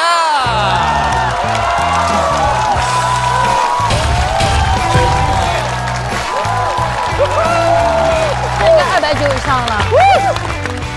徐浩伦、韩湘文2位的索票通道开启。再次掌声送给2位。你们这一段的创作灵感是来源于姚明。以前只有1米，这是什么破包袱？以前是不是说就是体检呀，然后就想出来这个，他们往上翻包袱嘛啊？就是去年的时候，我们不是第一次来，然后每个赛段讲了一个不同的故事嘛。对，其实我们就想看能不能把它变成一个连续剧。去年是写的体检嘛？对，这次就是你查出毛病你会怎么办嘛？就是往后面写。去年第一次是租房，第二次是体检。对，第一轮就是家政嘛，第二轮就是这个哇哦，就是说自个儿给自个儿上难度，要逼自个儿一把，毕竟是春晚的演员嘛，是不是？还是别，厉害，恭喜了！2026年又等着您拜年了啊！谢谢啊！别，你是在姚明1米的时候拍的？反正我在前面就已经拍了。就是他们中间有很多莫名其妙的包袱，就真的很喜欢。姚明1米的时候，你开始砸灯，我已经砸灯了，我觉得特别好，因为他们两个人中间有好多笑话，我真的好想跟他们一块儿演，特别想补充中间那些梗。还有一段说什么人只有上半身没有下半身，然后对，姚明只有下半身没有上半身，只有2条腿，那不就是个派吗？哎呀，哎呀，真的是太喜欢你们了。然后就是俩人这儿，有时候很多演出吧，就是都是那什么俩人合作，都是1+1大于2什么。我觉得他们两个人无论怎么演都是加在一起就等于1，就是等于一个特别完整的。是的。看他们的表演，经常心里面就在想，你们两个在干嘛？每次都是这样的。重点不是他们俩在干嘛，你看着你会问自己，我在干嘛？为什么会笑这个呀？张绍刚老师是一个正常人的看法。正常人看精神病演出就这样想，对啊，精神病看精神病演出就你说一起犯病啊，一起犯病真的是。我没什么好说的，每次他们来我都期待满满，但每次都没有让你失望吧？对，从来不会，从来不会，所以我就都在这个灯里了。我的好奇在于，你们俩现在有各自的就新的一个名称在舞台上，那之后比如说在脱口秀以外，你们还会想别的，比如说演戏。或者其他的表演的方式，你们会去尝试吗？这是我特别好奇的一点。有活就接吧。对，我们得看，就是得看别人就是愿不愿意接受我们这种表演方式嘛。我们当然现在干什么都愿意啊。对，哇，我就希望影视界有没有导演能够看到这样2块璞玉，对。他们就是有这种开放态度，我觉得就特别好。哎，我特别想听一下我们编剧老师。海源老师，你们是怎么评价他们俩的表演？他们俩就是在创作很好的同时，他那个表演太活灵活现了。他们不需要用信念感来表演，让你相信，就是他就很自然了，我就在这演，然后你就相信了。就是我刚才在想，很多包袱他们俩说我会觉得好笑，但换别人讲我未必会笑。比如说什么1米，然后苏炳添，这是因为什么？他们俩的表演把我带进去了吗？像你说的。对，所以我说，哪怕你在理性上你觉得说我不要被他带进去，但他们那个吸引力太强了，有点像那个黑洞一样，就是你就被他带走了。我觉得他这个本子换个人演不一定有效果，对，还是表演太强了，非常难得，再次感谢2位。只有大于290才能够直接进入到晋级区。我们来看一下。在徐浩伦和谭湘文的表演结束之后，获得的票数是这290以上了吧？肯定直接进。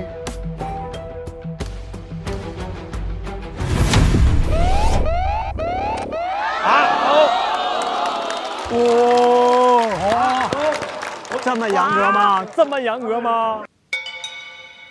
他们仍然需要开启抢麦，所以我想看一下毛阵营抢麦倒计时。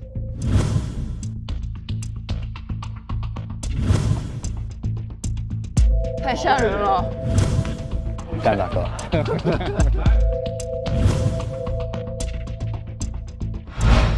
又来了，真来了！三文就是可以，常年上班的就是这种太棒了，压力之下可以。Simon说一下理由。我今天是这样，我今天来的目标就是我想打一个强，最强的。但是我也不是说我要比一个赢什么，但是我觉得跟一个强的比，可以让自己变得更好。明白了，要挑就挑最强的。休息一下，把舞台留给 Simon， 掌声欢迎 Simon。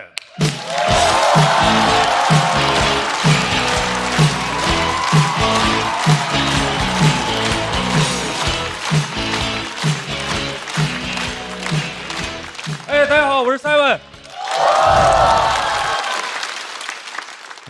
自我介绍一下，其实很多人也以为我会演漫才，因为他们总觉得我有个搭档叫 Eleven。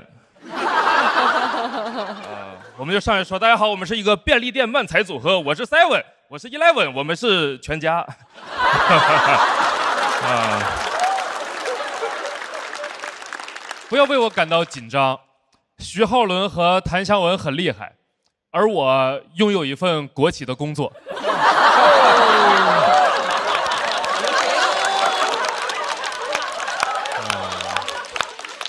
但是不要太羡慕，朋友们，像我这样的年轻人，在这样的公司工作，其实很卑微，没什么自主权，经常会被领导派去参加这种乱七八糟的活动。啊，我前段时间甚至被我们领导派去参加了我们公司的相亲会，但是不是什么好事儿，是我们公司内部的相亲会。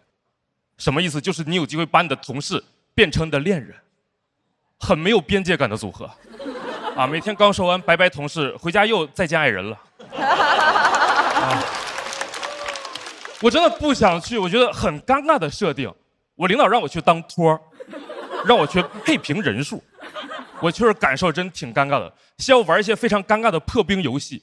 我们一帮人还没有自我介绍，先开始抢凳子。啊，我说我就不玩了吧，我早上挤地铁的时候玩过了。我真的不想玩，但是我们这种年轻员工又得负责活跃气氛，取悦在场的一些领导。但是抢凳子想活跃气氛很难，因为正常人跟同事都是比较谦让，不会真抢。啊，幸好我们有一个激素分泌过剩的同事，特别想赢。啊，我叫他超雄哥。啊，他这样超雄，就是正常人都是跟着音乐这么走，让音乐厅坐下嘛，抢凳子这么玩。超雄哥没有，超雄哥这样走。像一个在巡逻的马桶。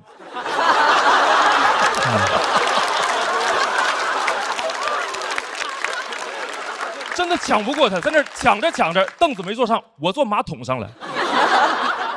我不是对这个事儿觉得不能竞争啊，我只是单纯的、客观的觉得这个事儿这么竞争，对今天的活动不会起到任何帮助。朋友们，或许你们还记得吗？这是一个相亲活动，你抢凳子赢了有什么用呢？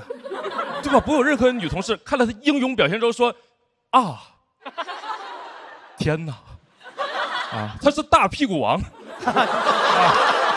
我要跟他恋爱了，对吧？不会这样的，你真不理解这个哥们儿什么脑回路，就感觉屁股决定脑袋，他只学会了中间那个词儿，就是决定。”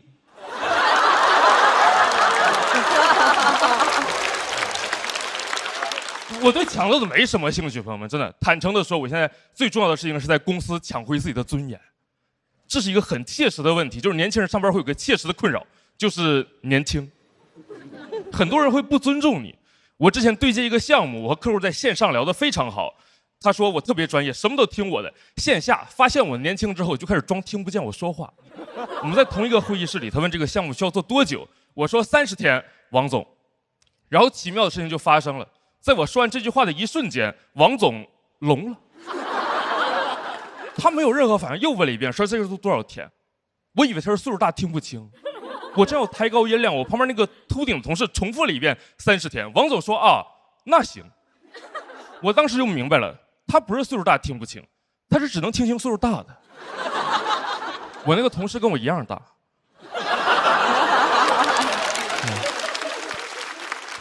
他就是有点地中海，客户非常的相信他，他们好像就是喜欢听老一点的人说话，他们甚至都不需要你是真的老，长得老也行。啊，我这个同事根本不用思考怎么能把话说好，客户看着就觉得老话说得好。但是没什么办法，我现在迫于生计，上海找工作很困难，我也只能学习和这些中年客户对接技巧。我发现我只要扮成他们的同类，他们就会愿意和我交流。最简单的说，你在上班的时候不能太有那种少年感，你得有那种登感。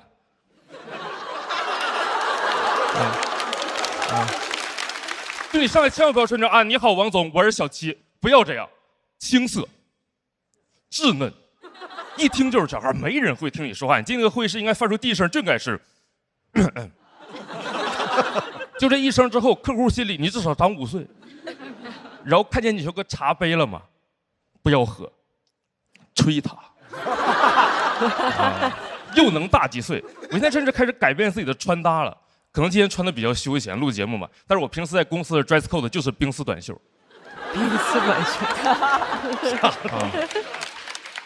但是没有冰丝短袖，年轻朋友们也不要垂头丧气，你们有美团闪购有啊。30分钟，让你成为公司里最老的灯。美团闪购，Go Go Go 出发喽！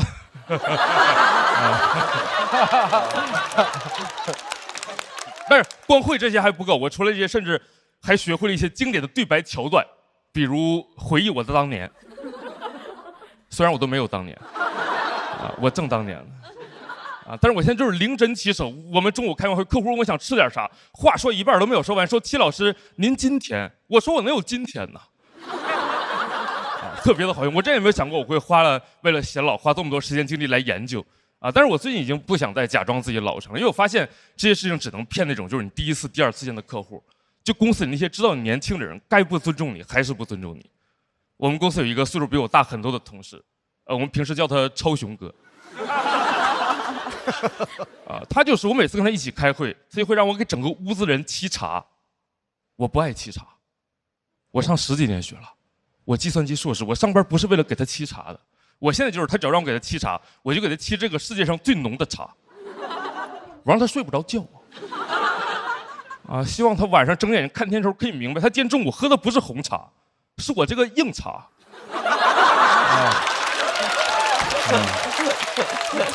我都想好了，他下次再让我给他沏茶，我就那个茶砖塞他嘴里。这样虽然可能被开除拿不到 N+1，但是同事们都夸我 N+B。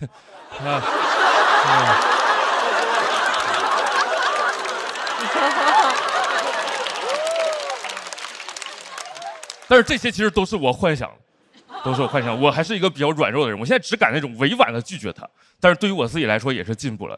前几天他又让我给他沏茶了，跟我说：“七来，你站起来给我们沏一下茶。”我说：“哥，我就不站起来了，我怕你抢我凳子。”我讲完了，谢谢你，拜拜。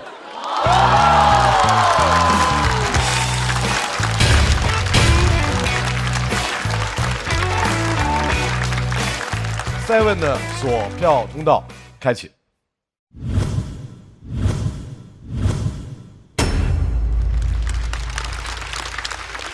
我觉得Seven表现其实还挺稳的，但可能像刚才几位讲的，讲职场的，可能大家已经胃口都被吊高了，好像职场的方方面面每个角度能想到，你们都被阐释得很好了。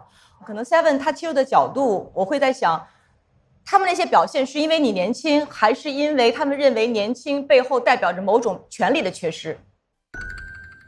后者吧，我认为是。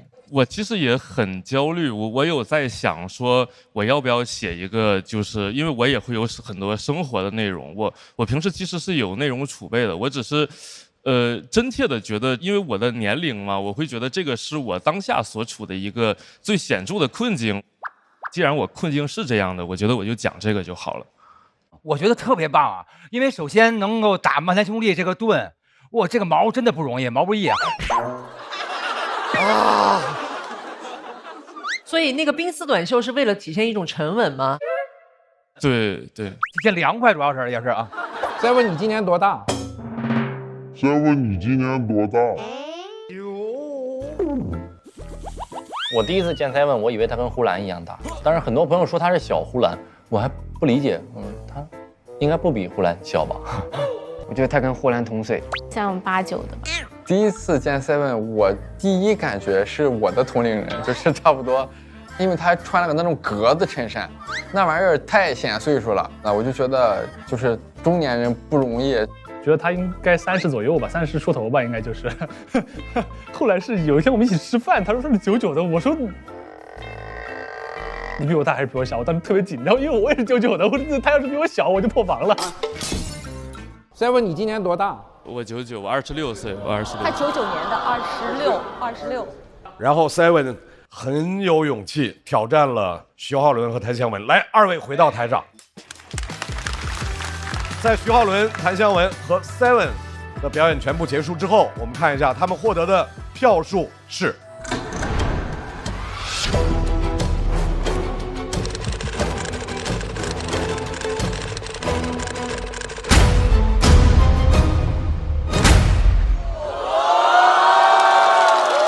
不低 ，Seven 很高的，可以 ，Seven 非常高，很棒 ，Seven。徐浩伦和谭湘文成功晋级。Seven 要回到等待区，但是242也是非常好的票数。太稳了，特别好。我应该走不了吧？我应该走不了，应该走不了。太好了。因为胜出的是徐浩伦和谭湘文，所以盾阵营继续出人。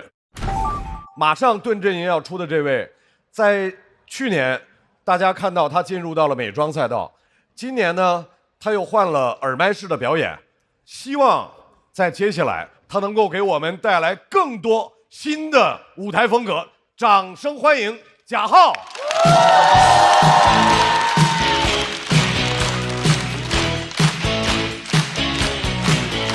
Hello， 1楼2楼的朋友们，大家好，我是贾浩。大家都知道比赛是一个很紧张的过程。前段时间为了缓解紧张，我还专门和我的好朋友梁海源，我们一起去了趟广州找好朋友玩。当时入住酒店的时候，前台大哥很热情，用一口广东普通话给我们办入住，在那儿，哪位是郎总？哎，他叫梁海源，郎总，给我笑的。然后他说哪位是杂总？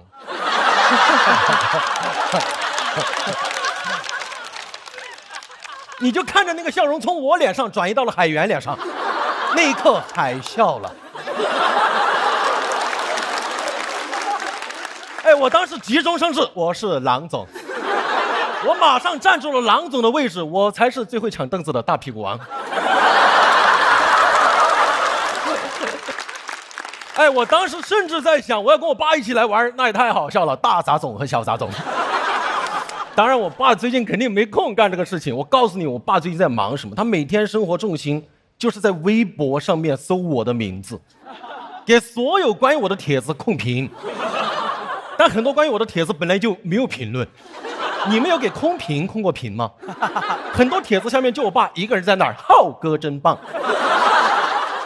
哎，好不容易一条帖子3条评论，你点进去看，一条是我爸，一条是我妈，一条是评论罗伯特。我爸还把我的视频整理发在自己的账号上面，就说出去说，哎呀，明星儿子。我爸说，哎呀，夸奖了，夸奖了，女朋友都还没有。然后又说优秀的爸爸才能教出优秀的儿子。我说，哎呀，惭愧惭愧，女朋友都还没有。哎，我爸是把女朋友的还没有当句号用啊。吃饭没有？没有，女朋友的还没有。他真的现在我没有结婚是他最大的心结。哎，过年回家吃饭，饭桌上面催的可直接，一杯酒推过来，我想当爷爷了，给我吓得话都不敢说，在那儿装孙子。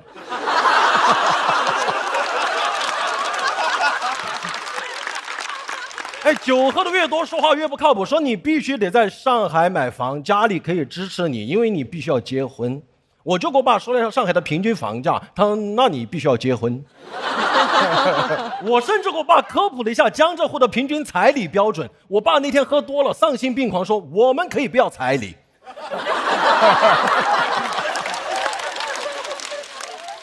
我们可以不要彩礼，安能辨我是雌雄啊。反正我爸现在线上催线下催，反倒小某书成了我唯独的净土。但1个月前我爸入侵了小某书，我是怎么发现的？因为他小某书的 ID 就是他本名，我爸实名上小某书。哎，你看你们父母的 ID 无外乎什么云淡风轻、海阔天空，我爸的 ID 就是我怕你们一会儿去搜他，毕竟没有几个人叫贾才。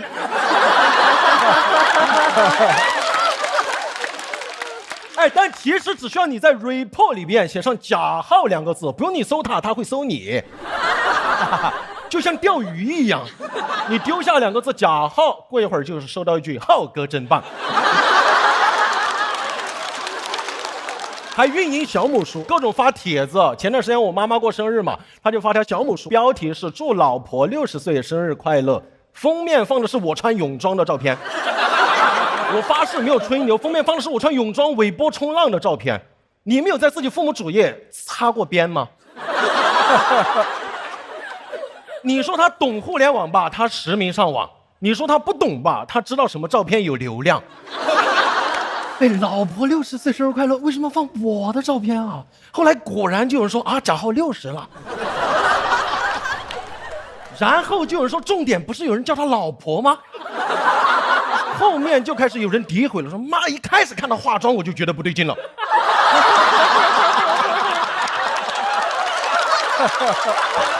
太会写这个，太会。我能够理解是观众在开玩笑玩梗嘛，但为什么还有观众说浩哥你穿泳装好好看啊？我听完我真的惭愧，我女朋友都还没有。甚至还有观众问，这么好看的泳装在哪里买的？这还用问吗？上美团闪购啊，30分钟好货到手。美团闪购这个速度快的，我这个泳装短的。你们看过《速度与激情》吗？哎，现在小某书泳装那条帖子已经有500多条评论了，我去看了一下，还有评论说夸我爸还是叔叔会玩互联网，我爸就回见笑了，只是简单的操作。我听完都气笑了，这还简单操作？你要复杂起来，我照片得打码了吧？哎，你的岁月静好是不是在擦边前行啊？我亲爱的大杂种。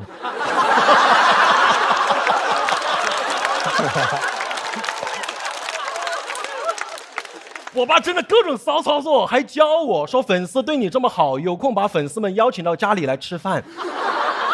他真的这么做的，过年回家吃席，遇到一个人说粉丝，直接邀请回家了。你看我爸私联粉丝，还把粉丝带回家。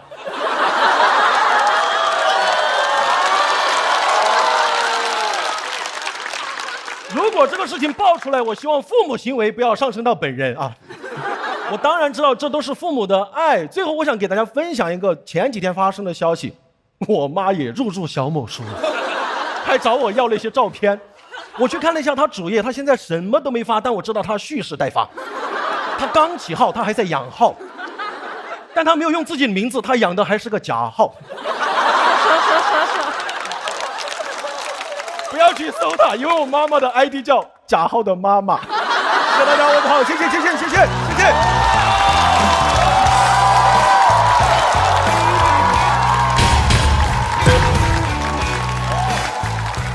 290，减290，这太强了！求求了，让他290不要上，求求了。假号锁票通道开启。来，再次把掌声送给假号。张老师，我想先说一句话，就是我让我爸妈改名字了啊，大家不用去搜他，让他们改名字了。所以浩哥，你现在如果他们发社交媒体的一些内容，你会要求审他们的内容吗？肯定不会的。我甚至有段时间想过要不要说让我爸少玩点那个社交媒体什么的，但后来我觉得，哎呀，这也是他的权利，我没有任何资格说让他不玩。我如果让他不玩，就有点小时候他让我直接不玩什么，但可能要商量一个度。我告诉过我爸，我说夸我的你听得 OK 了，但如果以后有人骂我的，可能会骂到你这里。我爸就说：“嗨，我什么没见过。”那就是你的那个主打秀，你爸妈有组团去看吗？成都站他们去了8个人，大姨还有3姨，还有我表姐表妹、大姨父，还有我爸我妈一块拿着丝巾，我加。那我想问，就是你遇到他们有一些行为的时候，你是会感觉被爱更幸福的更多，还是尴尬？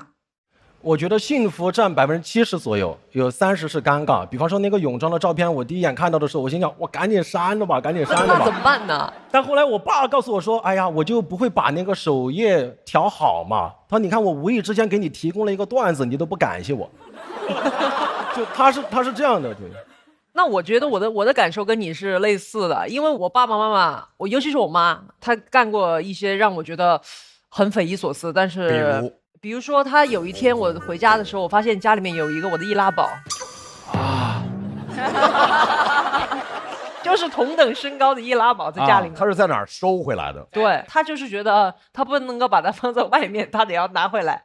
所以我回去的时候，我看见我自己的易拉宝在家里面，我觉得很诡异。现在在哪儿呢？现在也在家里面。春春老师，这个我非常感同身受。我们去年决赛的时候，每个人进决赛是有个大的海报的，好像有2米高。那个海报我寄回家之后，我妈就钉在了他们床头。对。一醒就能看到，他们说儿子与我们同在，就是真的很吓人，很吓人。我也碰见我有一回回家之后看见粉丝送我一个那种大的浴巾，我妈盖在上面写的我爱大张伟。而这父母在一块儿都是让他们觉得替你开心哈。贾浩有一个魔力是，他永远元气充沛，就上来就瞬间把你带到那个感染到那个气氛里边去，所以你就听得全程都很高兴。但是如果完全冷静的想的话，感觉好像跟上一场比的话，这个作品比较平，但他就有本事把这个有点像徐浩伦他们，就有本事把这个整个感染起来，所以我还是觉得特别特别好。然后其实上次看完演出，然后我结束以后想了想去后台看他，就为了让他告诉我他爸爸的那个真实 ID， 然后我就加上了，我用小号加上了。所以有时候我现在心情不好，就在那儿钓鱼，一互动我就特别开心。浩哥真棒，就是他的那个状态会感染到所有的人，特别好。我觉得你真的非常幸福啊！掌声送给贾浩，而且确实是一个越打越强的脱口秀演员，已经形成了一套他强悍的表演风格，是，并且在舞台的掌控能力越来越好。那么他是否能够直接进入到下一轮？请看。今天感觉就是自己演的挺开心，观众给的反馈也很好，有可能直接进吧。效果上来说能进，超290，超290。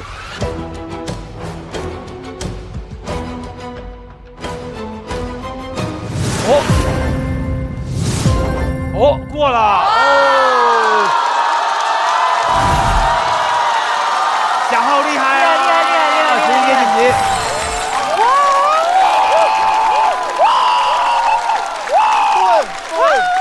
对，哎呀，掌声送给贾浩，第二轮第一位直接晋级的脱口秀演员。浩哥厉害，真棒！浩哥真棒，真棒！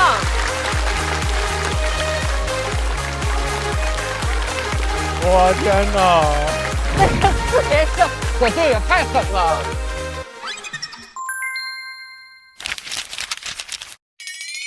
最成熟、完成度最高的是贾浩，状态非常好，希望能钓到才叔叔的浩哥真棒。然后我爸就去回复：谢谢你的分享和对贾浩等演员的鼓励。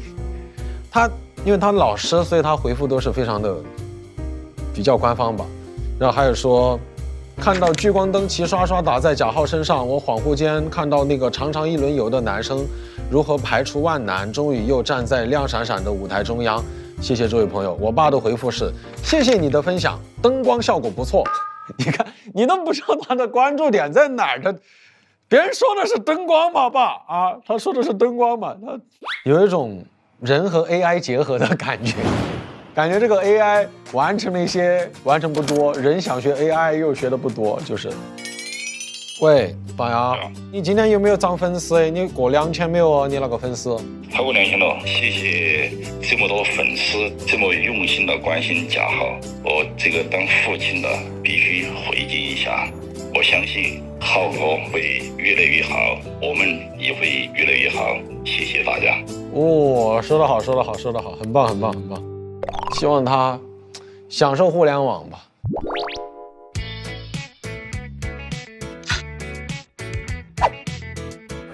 就像钓鱼一样，你丢下2个字贾浩，过一会儿就会说句浩哥真棒。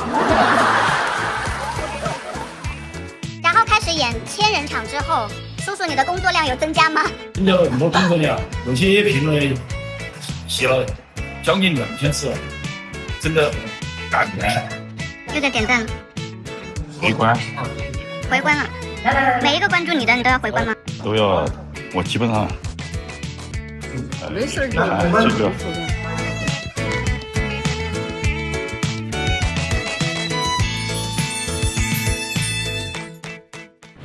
盾组下面派出来这位赵样强，加油，小丽姐！因为在上一轮表演当中，他跟我们分享了他不婚的选择和自由。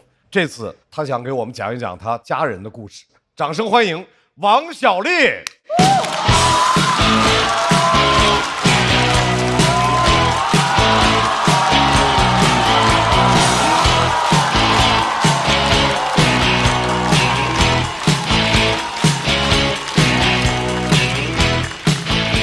Hello， 大家好，小丽。Hello。我去年做了我的第一个脱口秀专场，有朋友看到信息之后很惊讶，他说：“啊，你在说脱口秀啊？”我说：“对呀，不然这么多年我靠什么吃饭呢？”他说：“你不是一直靠啃老吗？”我说：“也不全是，我自己也挣点儿。而且我发现啃老这个事情贵在坚持。”你20多岁的时候跟父母住在一起，别人说你啃老，你不要放弃，坚持啃。啃到我这个年纪40多，啃老就变成了陪伴。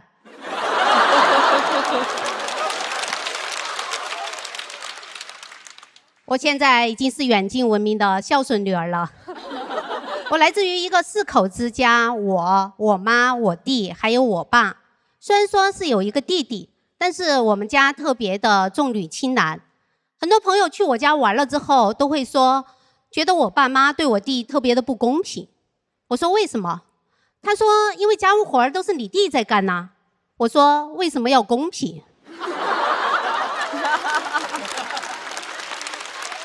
我觉得重女轻男的家庭挺好的呀，我跟我弟都很好。我弟勤劳体贴，我自以为是。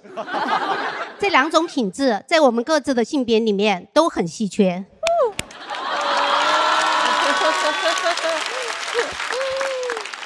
虽然是在家里很受宠，但是我也不是我们家权力地位最高的人。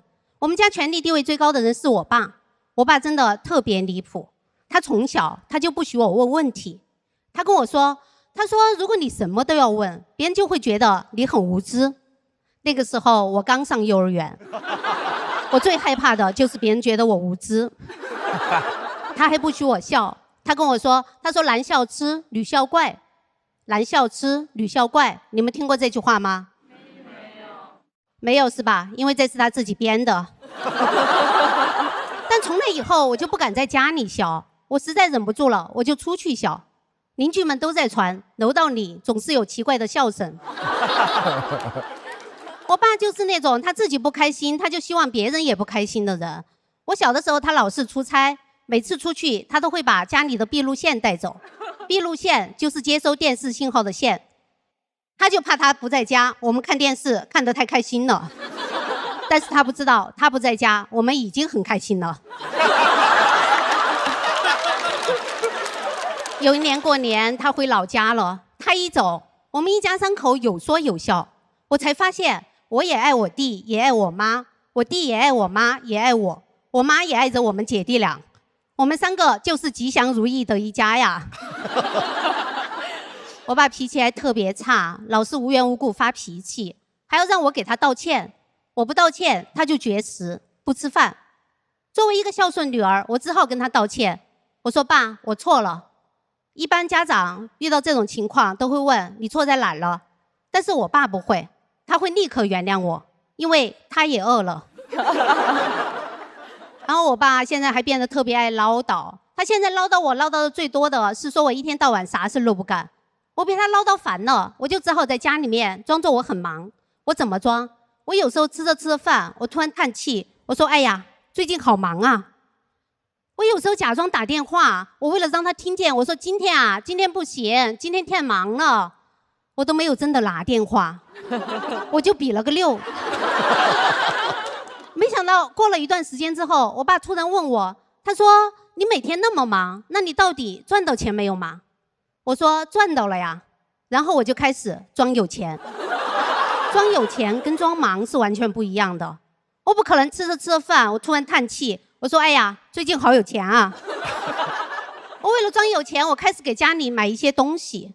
还好我以前从来没给家里买过东西，导致我现在无论买点什么，我爸都会觉得哇，王小丽这次发财了呀。我东西买的越多，我在家里的地位越高。现在家里无论什么事儿，我都想指点一下。简单点说，我就是在家里当爹。不得不说，当爹是真的挺爽的。当爹给了我勇气，我现在我都敢当面怼我爸了。有一次，我爸在家里炫耀，说他对这个家的贡献有多大。我说你贡献没有我妈大吧？我妈还洗衣服做饭呢，你一天到晚啥事都不干。他说那我要挣钱养家呀。我说我妈也有工资啊。他说让我职称进得高啊。我说没有妈做家务，你哪来时间进职称？你都不思感恩的吗？我爸被我怼懵了，然后他突然站起来，他说我这辈子从来没做过伤天害理的事儿。破防了。我没想到，我从小到大最害怕的一个权威，原来这么脆弱。这就好像哈利波特跟伏地魔说：“伏地魔，你个大坏蛋。”伏地魔就哭了。我爸还问我，他说：“那你对这个家有什么贡献？”我说：“我是这个家的长女，我存在就是对这个家的贡献。”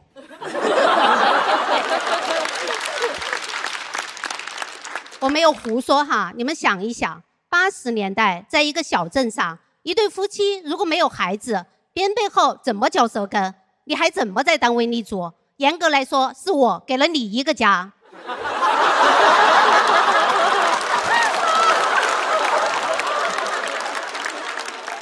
我现在甚至取代我爸，成为了我们家权力地位最高的人。那天是除夕，我们一家人都在看电视。我爸觉得电视太难看了，然后掏出手机在那玩手机。我就这样看了他一眼，他吓得赶紧收起手机，开始认真看电视。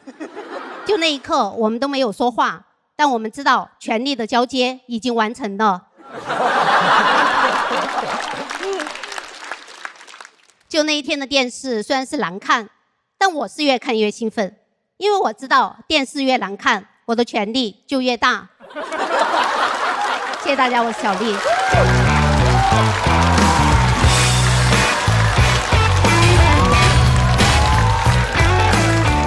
来，小丽的锁票通道开启。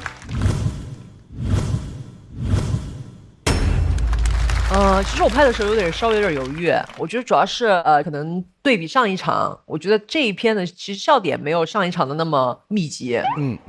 但是我还是非常喜欢小丽。我其实也有很好奇，就是如何在家里面就是又啃老又做到有这个权利。主要是靠信念感。靠信念感。对，因为可能在家里比较受宠吧，因为我出生的时候，我外婆就跟我妈说，她说你要对女儿好，因为女儿是女王，所以我从小家里人就对我很好。然后我妈怀我弟的时候，听到院子里的叔叔阿姨有逗我嘛，就说爸爸妈妈有了弟弟之后就不爱你了。然后我妈听到这个话之后，就跟我爸商量说，以后要更爱姐姐，不能让她觉得被忽视了。所以一直在家里比较受宠，然后信念感强一点，就能够。这还是个很幸福的家庭。算是吧。他爸爸太可爱了，就是说你跟他说句什么话，爸爸就赌气不吃饭了，是吧？他就会刚开始坐在沙发上，然后叫他2声，他还是不吃饭的话，他就会回到卧室，然后躺下说饿呀，然后等着你给他道歉。然后一般你会怎么做？从这门缝里扔个饼过去。我一般会先吃2口，好吃，然后再看他的情况。如果他还不出来的话，我就想也不能没有爸爸呀。还是给他道个歉吧，反正也不是很难。然后我就说，爸，我错了。然后他就会说，爸爸也有爸爸不对的地方。然后父女俩就抱头痛哭，然后再一起出来吃饭。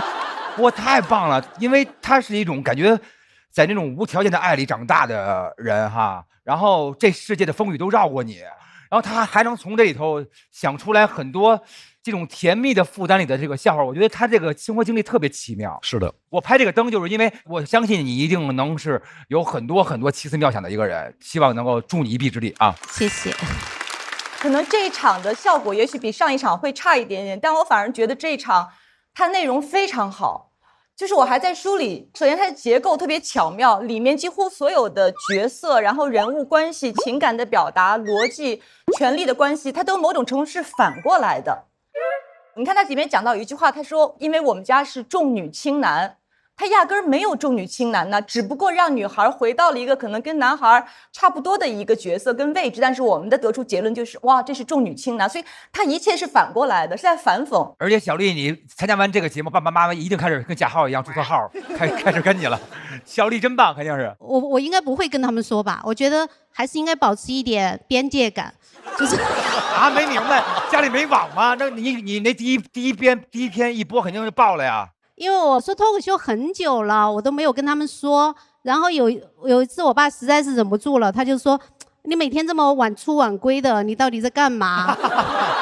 我说：“我在说脱口秀。”他说：“那你喜欢吗？”我说：“我挺喜欢的。”他说：“那你就好好做。”他不知道脱口秀是什么，直到有一次春晚，就是有一个圆桌，然后没事。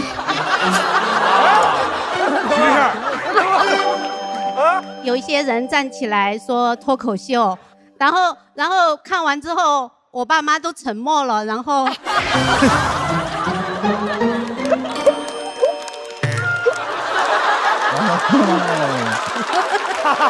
怎么？为什么？哎，当时演的还行啊。爸爸说我不吃饭了，哼，我回屋了。脱口秀播完我再出来，就是那会儿我开始玩手机了啊，那时候开始啊。然后我爸说，还挺好的，还挺好的哦。然后我妈就说，她说没事儿，那么难看的电视剧我都能看下去。妈妈应该开脱口秀好吗？妈妈去吐槽。更何况你还是我的亲生女儿。但是从那以后，他们就再也没有跟我提过要看现场啊，或者是要想了解我在干什么，从来没有。所以我也没有主动说。没关系，我相信这个节目播出的时候，肯定你的爸爸妈妈一定能看到。再次把掌声送给王小丽。好，谢谢。我可能大部分时间都是在啃老，虽然我啃老，但是我也不会花特别多的钱，就是钱少挣一点就少花一点。最久是10多年没有工作，我反正做什么他们都支持，就是不工作他们也觉得 OK 的，特别是我妈。他好像不需要我做什么事儿，他就已经很为我骄傲了。他不需要我做什么事情来让他为我骄傲。他有时候坐在沙发上看着我，我会问他，我说：“你看什么？”他说：“我好为你感到骄傲啊。”我说：“我不是一事无成吗？”对，所以其实我也没有那种，就是可能一定要工作的压力。小丽姐的家庭是人间最美的一种存在啊，然后爸爸妈妈那么爱她，我觉得人无论成功干什么事业，最终都是希望有一个美满的生活，然后不管是家庭还是跟朋友，她已经活在特别美好的那个终点上了，这一生都是一个完美的一生，特别好。来，我们先来看一下，小丽是直接晋级呢，还是要接受挑战？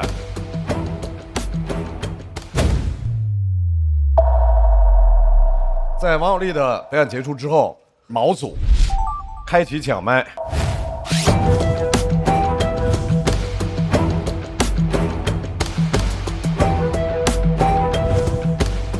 都不站，不站，那就抓球了，抓钩了。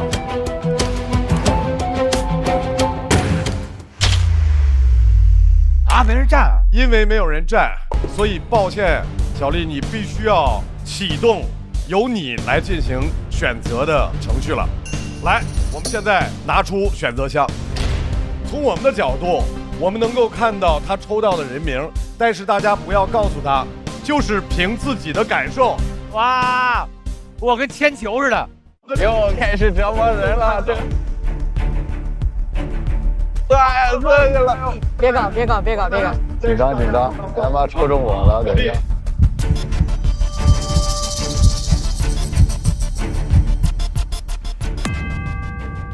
什么呀？谁？姜子浩。哦，姜子浩是吧？是我吗？姜子浩啊，他选出来的这位朋友，我们也很期待。在第一轮里，他用精彩的脱口秀来唤起了我们大家对粤语的重视。下一步，他会不会在他的表演里面加入更多粤语的成分？掌声欢迎姜子浩！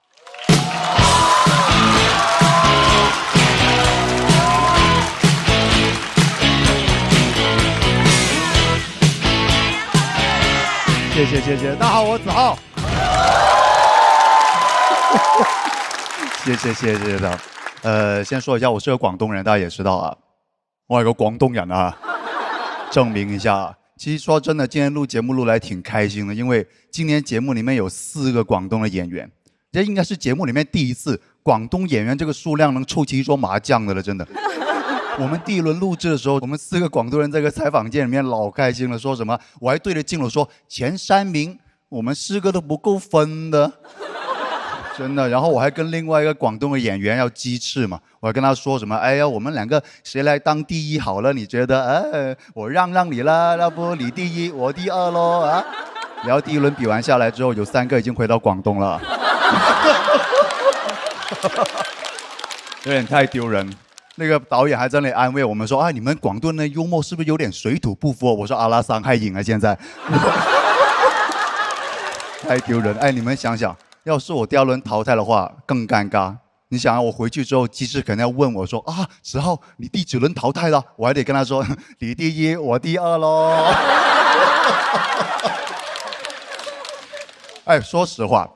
我觉得我们广东的演员呢，要做普通话的脱口秀，其实就是要比其他地方的人要难一点的。不是我找借口了。首先，我们语言又不通的，因为我们做普通话脱口秀，我们还得先从学普通话做起的。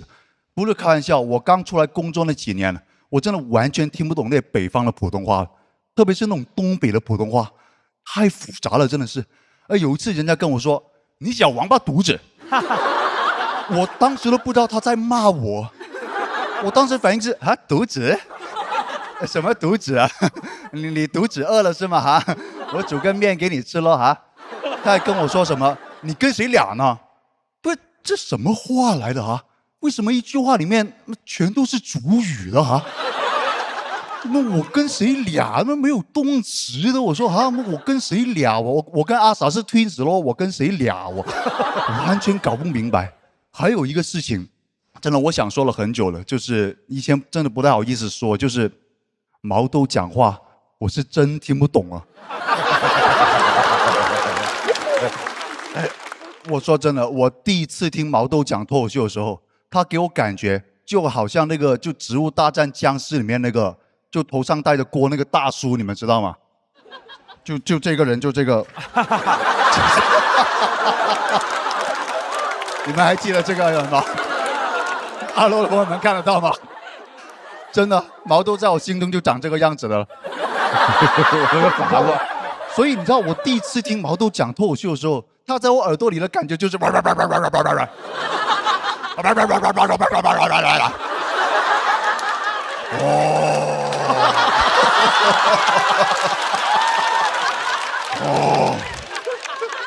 德昌什么？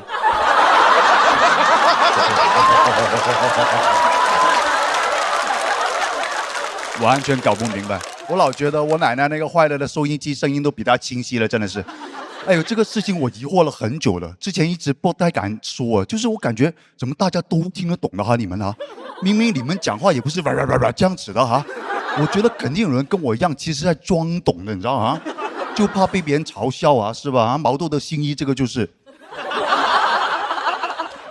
绝对是这样子的，我想想都生气的，因为我的普通话经常有人说听不懂的，为什么毛豆的你们就都能听得懂的哈？你们试试啊，让毛豆去给那个广东的老板做演出啊，毛豆会哭着回去找他老豆了，你知道吗？广东的老板看了都会说这个毛豆搞毛啊，一点都不逗啊，水土不服，我跟你说肯定。而且广东演员还有一点是最难的，就是你知道广东这个地方，它本身其实不太重视脱口秀这种什么文化娱乐的。跟上海相比啊，我感觉广东的本地人呢，他们就想着吃，真的，一天到晚就知道吃的。我回到老家跟我那个朋友说，我说哎呀，在上海不好混呢。他说对呀，上海是没什么好吃的。我说我的意思是工作上不顺心啊。他说哦，那看看等一下吃什么咯。我跟他说：“哎呀，节目太难了，年年都在那里瞎搞。”他说：“瞎搞？好啊，老板，来2笼虾饺了啊！”我跟他说，广东人对吃有多么在乎啊！真人真事啊！我在广东做我那个粤语的专场的时候，经常演到后面，会有观众直接站起来走了，我都不知道干什么。我说怎么了？是我演的不好吗？他说不是，我要去吃夜宵了。他说啊，你演的挺好的，但是排号排到我了。广东人对吃那个执念真的匪夷所思了，就是在他心里，姜子浩哪有 A18号重要啊，对吧？我们广东人就是这样的，有上顿有下顿的，我们就真的太爱吃了。你们想想，就是广东啊，连骂人那个话都是让人家吃东西了，对吧？你们记得张学友那个经典的表情包吗？你别管他让你吃什么，是不是让你们吃东西了哈？就是这么爱吃东西，我们吃东西了你。真，我们广东演员的现状就是这样子了，在外面很难吃上饭，回到广东就只剩下吃饭的了。我们，所以其实我们呢，跟其他演员相比，广东演员最大的优势或者说特点嘛，其实就是我们会粤语。本来我今天上节目，在这个舞台上，我最大的愿望就能展示一段粤语的脱口秀，然后笑死你们。我本来想的是，但最大的问题你们也知道了，就是现场的大家基本上是不可能听得懂的广东毛豆。我现在就是。我想过很多办法的了，我还跟节目组讨论过了。我说啊，能不能现场弄个字幕啊什么的？人家节目组说很难的，搞不了了。搞了半天，我广东那个同事最后给我出了一个主意，他说子浩有没有可能啊？你就直接现场给大家翻译。我说怎么翻译啊，大哥，来不及了哦。他说你就一句普通话，一句粤语，一句普通話，一句粵語，交替的講，交替咁講，不就行了？咁咪得咯。我說這樣子講話很奇怪的喎，咁樣講嘢好 Q 奇怪嘅喎，好像神經病一樣啦，好似黐孖筋咁嘅喎。但看得出來，到最後我還是被他說服了哈。睇得出來，最後都係俾佢說服咗，你知道？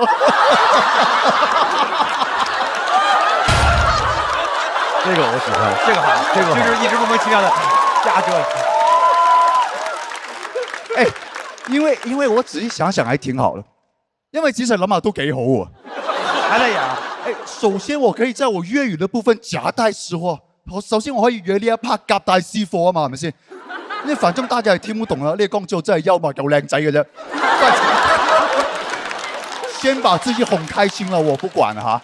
而且來順便讓他感受一下粵語的那個魅力嘛，因為大家也知道了，粵語呢有9聲6調的，所以很多人都知道，就是那個古詩詞，很多古詩詞哈，就是用粵語來念會比較有韻味一點，會比較有味道一點的。那麼最後呢，我就給大家小小的展示一下啊，一首粵語朗誦《靜夜思》送給大家，好不好？靜夜思。李白，你們練詩不練奏摺的嗎？真不專業的，你們真是。床前明月光，疑是地上霜。只好棟篤笑，得閒捧下場啊！謝謝大家，謝謝。多謝。來，在姜子浩的表演結束之後，大家拿出手中的投票器 ，OK 鍵確認。姜子浩索票通道開啟。姜子浩老師，你最後一句夾帶的私貨到底是什麼？對，就宣傳了一下我的粵語專場嘛，就說姜子浩的脫口秀有空來捧捧場了。我雖然不懂粵語，但是我覺得以脫口秀演員的能力，到了夾雜私貨的時候了。是，我太喜歡了，我覺得子浩今年可以啊。謝。我越來越棒了，因為確實之前我參加過好幾季咱們節目，他之前只是靠發瘋嘛，那次就一下就炸了。這現在是很穩，就是非常的棒，非常的棒。那個你說廣東人聽東北人說話費勁，我是北京人吧，我跟廣東人點個餐那費勁費瘋了。我想點香腸，我說給我來個腸，他說你是要紅茶還是要綠茶？我說我要香腸，他說我們這兒的茶都很香啊，他聽不了。他不知道什麼叫香腸。你有沒有想過，就是你語速有時候別人確實也難聽懂。我点餐是很慢的。你确定吗？我跟他说你好，我是大张伟，我语速很慢的。反正我的意思就是说，其实都有这种中间的这个点餐呀，什么这种小事。但是你喜欢，我太喜欢了。我希望你能够一直走下去，太棒了。好，谢谢，爱你。我跟那个罗老师没有拍，我其实觉得子浩这段讲得很好，但是你用了2个道具，一张画和擦汗的那个纸巾，我觉得擦汗那个纸巾是有效果的，拿出那个画，其实我觉得效果不是特别的明显，我个人觉得它有效果，但是它这个只是因为动作好笑，但这个内容本身，我觉得它其实没有达到那个后来擦汗的那个效果。是，其实子浩讲这些我还挺理解的，因为虽然我们所在的方言区大家都能听懂，但是我年轻时候有一个偏见，老觉得北方的作家写文章文字生动，然后南方的就不够生动，一直这么想。后来直到认识了一些南方的作家，他们说你这个就是北方文化自我中心。实际是因为我们普通话定了北方的语言，所以南方的作家不得不改用他们第2擅长的语言，不熟悉的语感。所以子浩说这个我特别能理解，因为我经历过这个认知的转变过程。但是没拍主要是上一场实在太精彩了。今天呢，因为还在同一个话题里，那我心里就会期待说能不能再突破一下，但基本上是平的，甚至是略有下降。对，来我们看，子浩第2场仍然选择了讲粤语，固定题目、固定方向。其实对于脱口秀演员是自己在给自己加码。但是我觉得子浩已经交了非常非常好的答卷。那么在子浩的表演结束之后，小丽回到舞台。在王小丽和子浩2个人的表演结束之后，我们来看一下王小丽和姜子浩最终的得票情况。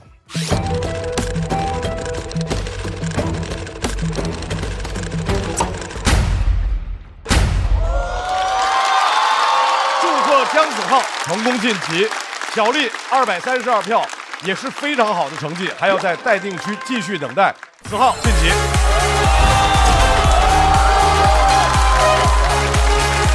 欢迎毛正英的朋友，我太紧张了，让他看我上来。各位，我们这一场的表演到这儿就全部都结束了。现在一共5组演员成功晋级，其中有4组来自盾组，1位是毛组。目前盾组是4比1，暂时领先。再次感谢所有的脱口秀演员朋友给我们带来的精彩表演。接下来需要大家继续加油，我们也相信下面的表演只会更精彩。休息一下，马上回来。Yes。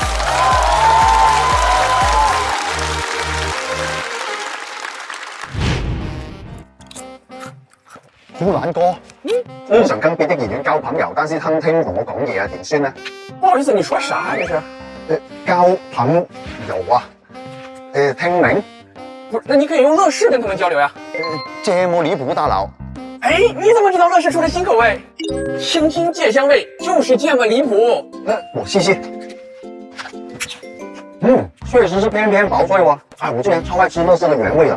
但是咱們先拋開樂視不談了，拋不開，根本拋不開。聊天就要吃樂視，你聽着咔哧咔哧的聲音，節目熱鬧，肯定不會冷場的呀。咁我攞去同老豆試下先嚇。怎麼又聽不懂啊？目前毛陣營有4組完成了表演，而盾陣營有5組完成了表演。接下來的比賽會更加精彩。在他之前，我沒有對誰的生氣這麼的着迷，覺得有一種特別被解放的感覺。這是我的禮物嗎？我的生日還沒到呢。我非常後悔沒拍這個檔。練！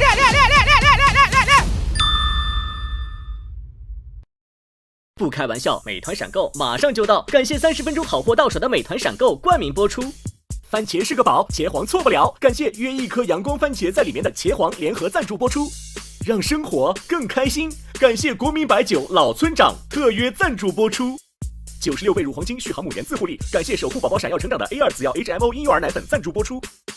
找回狀態，脈動回來，感謝隨時隨地幫你 call back 好狀態的脈動行業贊助播出。聊天吃樂事，分享更快樂。本節目由片片薄脆樂事不停的樂事贊助播出。真好笑，真有機。本節目由3方認證真有機的海天有機贊助播出。脫口秀和他的朋友們第2季，每週5週6中午12點更新，會員搶先看1週。延伸節目，朋友們和他的脫口秀，每週1 12點更新 ，SVIP 搶先看1天，還有超多幕後視頻不定期掉落，記得準時追更哦。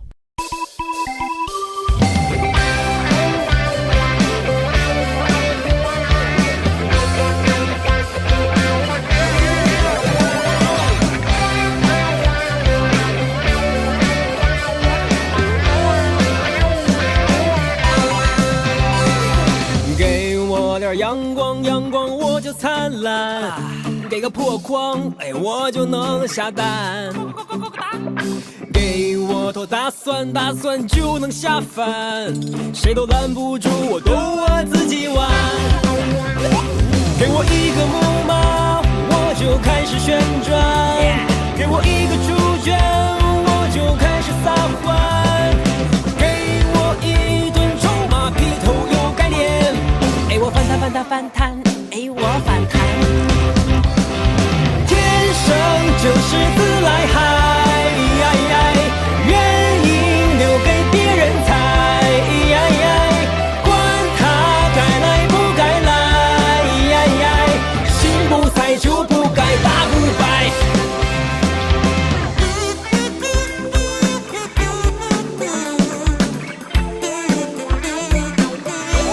更多节目精彩资讯，尽在新浪娱乐微博综艺、新浪综艺。感谢新浪新闻、腾讯新闻、腾讯娱乐、易立群传媒、最人物、他刊、扣儿小姐、王半仙、跳海大院对本节目的大力支持。我偏不看，给包鲜艳。